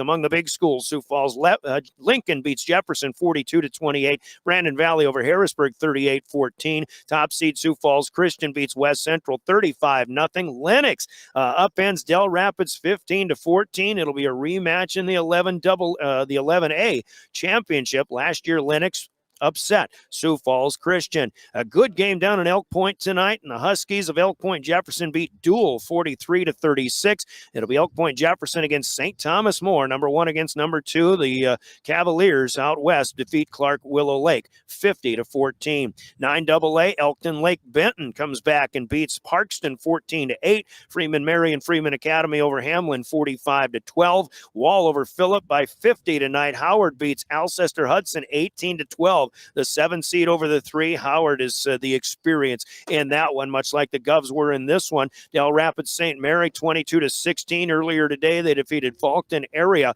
on KMLO FM. By the way, Wall Phillip is available at KMLO's page of drgnews.com as well. But St. Mary's moves on. They'll take on the Avon Pirates, who will be back to the Dome. That's a storied history of football there. They defeat the Coleman Egan Hawks 38-28. And in the All Nations conferences, state champions are crowned as McLaughlin beats White River and the Bees 28-8, and Winnebago, Nebraska over Todd County 36-8. So those are the scores, and all that's left now is one more game for the Pierre Governors. It'll be Pierre and Yankton. Once again, at the Dakota Dome, they played 2 years ago. Pierre won at 35-7. Of course, the Govs fell to Watertown 14-13 last year. Pierre and Yankton next Friday night, 6:15 estimated pregame. We hope you can join us. We'll be on the air at 7 o'clock. Unfortunately, for those who watch on GoGovs.live, keep in mind South Dakota Public Broadcasting has a bit of a stranglehold on live streams. So unfortunately, Caleb Brozick will not be there to stream for us. Maybe we can con him into doing our own stream for drgnews.com. But we will have the live stream on drgnews.com and the River 92.7 page and your DRG News smartphone app in the state championship. That is next Friday starting at 6:15. Our thanks to Sean Lewis for giving us the help, to Caleb Brozick for live streaming tonight, and unfortunately not the clearest of picture because of the fans in front of us, but they were backing their Huron Tigers all the way. And our big thanks to William Wilson for running the show in studio. I'm Brian Oakland as the Governors win 28-16. Pierre Governor postseason football is being made possible by your Pierre Sports marketing sponsors. They include Bank West, Beck Motors, Dakota Storm Roofing, Superior Concrete, and Live Ticket. Also Overhead Door Company, New Edge Advisors, Avera Orthopedics, Capital City, Ford, Lincoln, Toyota. Also Kruger Contracting, Century Business Products, and the Brittany Shufflebine Agency in Pierre. Tonight's coverage of the Governors brought to you in part by Graham Tire, Wagner Auto, First Dakota National Bank, May Adam Law Office, and by TMA. Also, Oahe Federal Credit Union, Kathy Sonnenschein Properties, Zander Auto Parts and Machine Shop, American Bank and Trust, Lynn's Dakota Mart, Bauman Lumber, and Ferding Electric. And we've heard announcements throughout from the South Dakota High School Activities Association as well. And tonight's game brought to you by your special in-game sponsors, including Bank West, the South Dakota Office of Highway Safety, by Central Dakota Eye Care, Envirotech, the South Dakota Attorney General's Office, Comtech, Rounds Financial Services, Coca-Cola Bottling, Wealth Partners, Ameriprise Financial, also Family Dental of Pierre and Gettysburg, Hermanson Endodontics, Cowboy Country Stores, again, the South Dakota Office of Highway Safety, who reminds you, don't veer for deer. It starts with you, and buckle up too. You've got some place to be. Safe travels, everybody, from the South Dakota Office of Highway Safety. Video sponsor is helped out by Bauman Lumber, and your scoreboard throughout, sponsored by Gales Gas Service in Pierre. Use them with for help all season long to stay warm. The Governors are going to feel warm tonight. Your final score in the Gales Gas Service scoreboard, Pierre 28, and the Huron Tigers 13. Until we meet again from the Dakota Dome, the dome away from home for the Govs, I'm Brian Oakland. You've been listening to Pierre Postseason Football on your official voice of the Pierre Governors, River 92.7 and DRGnews.com. Good evening, everybody.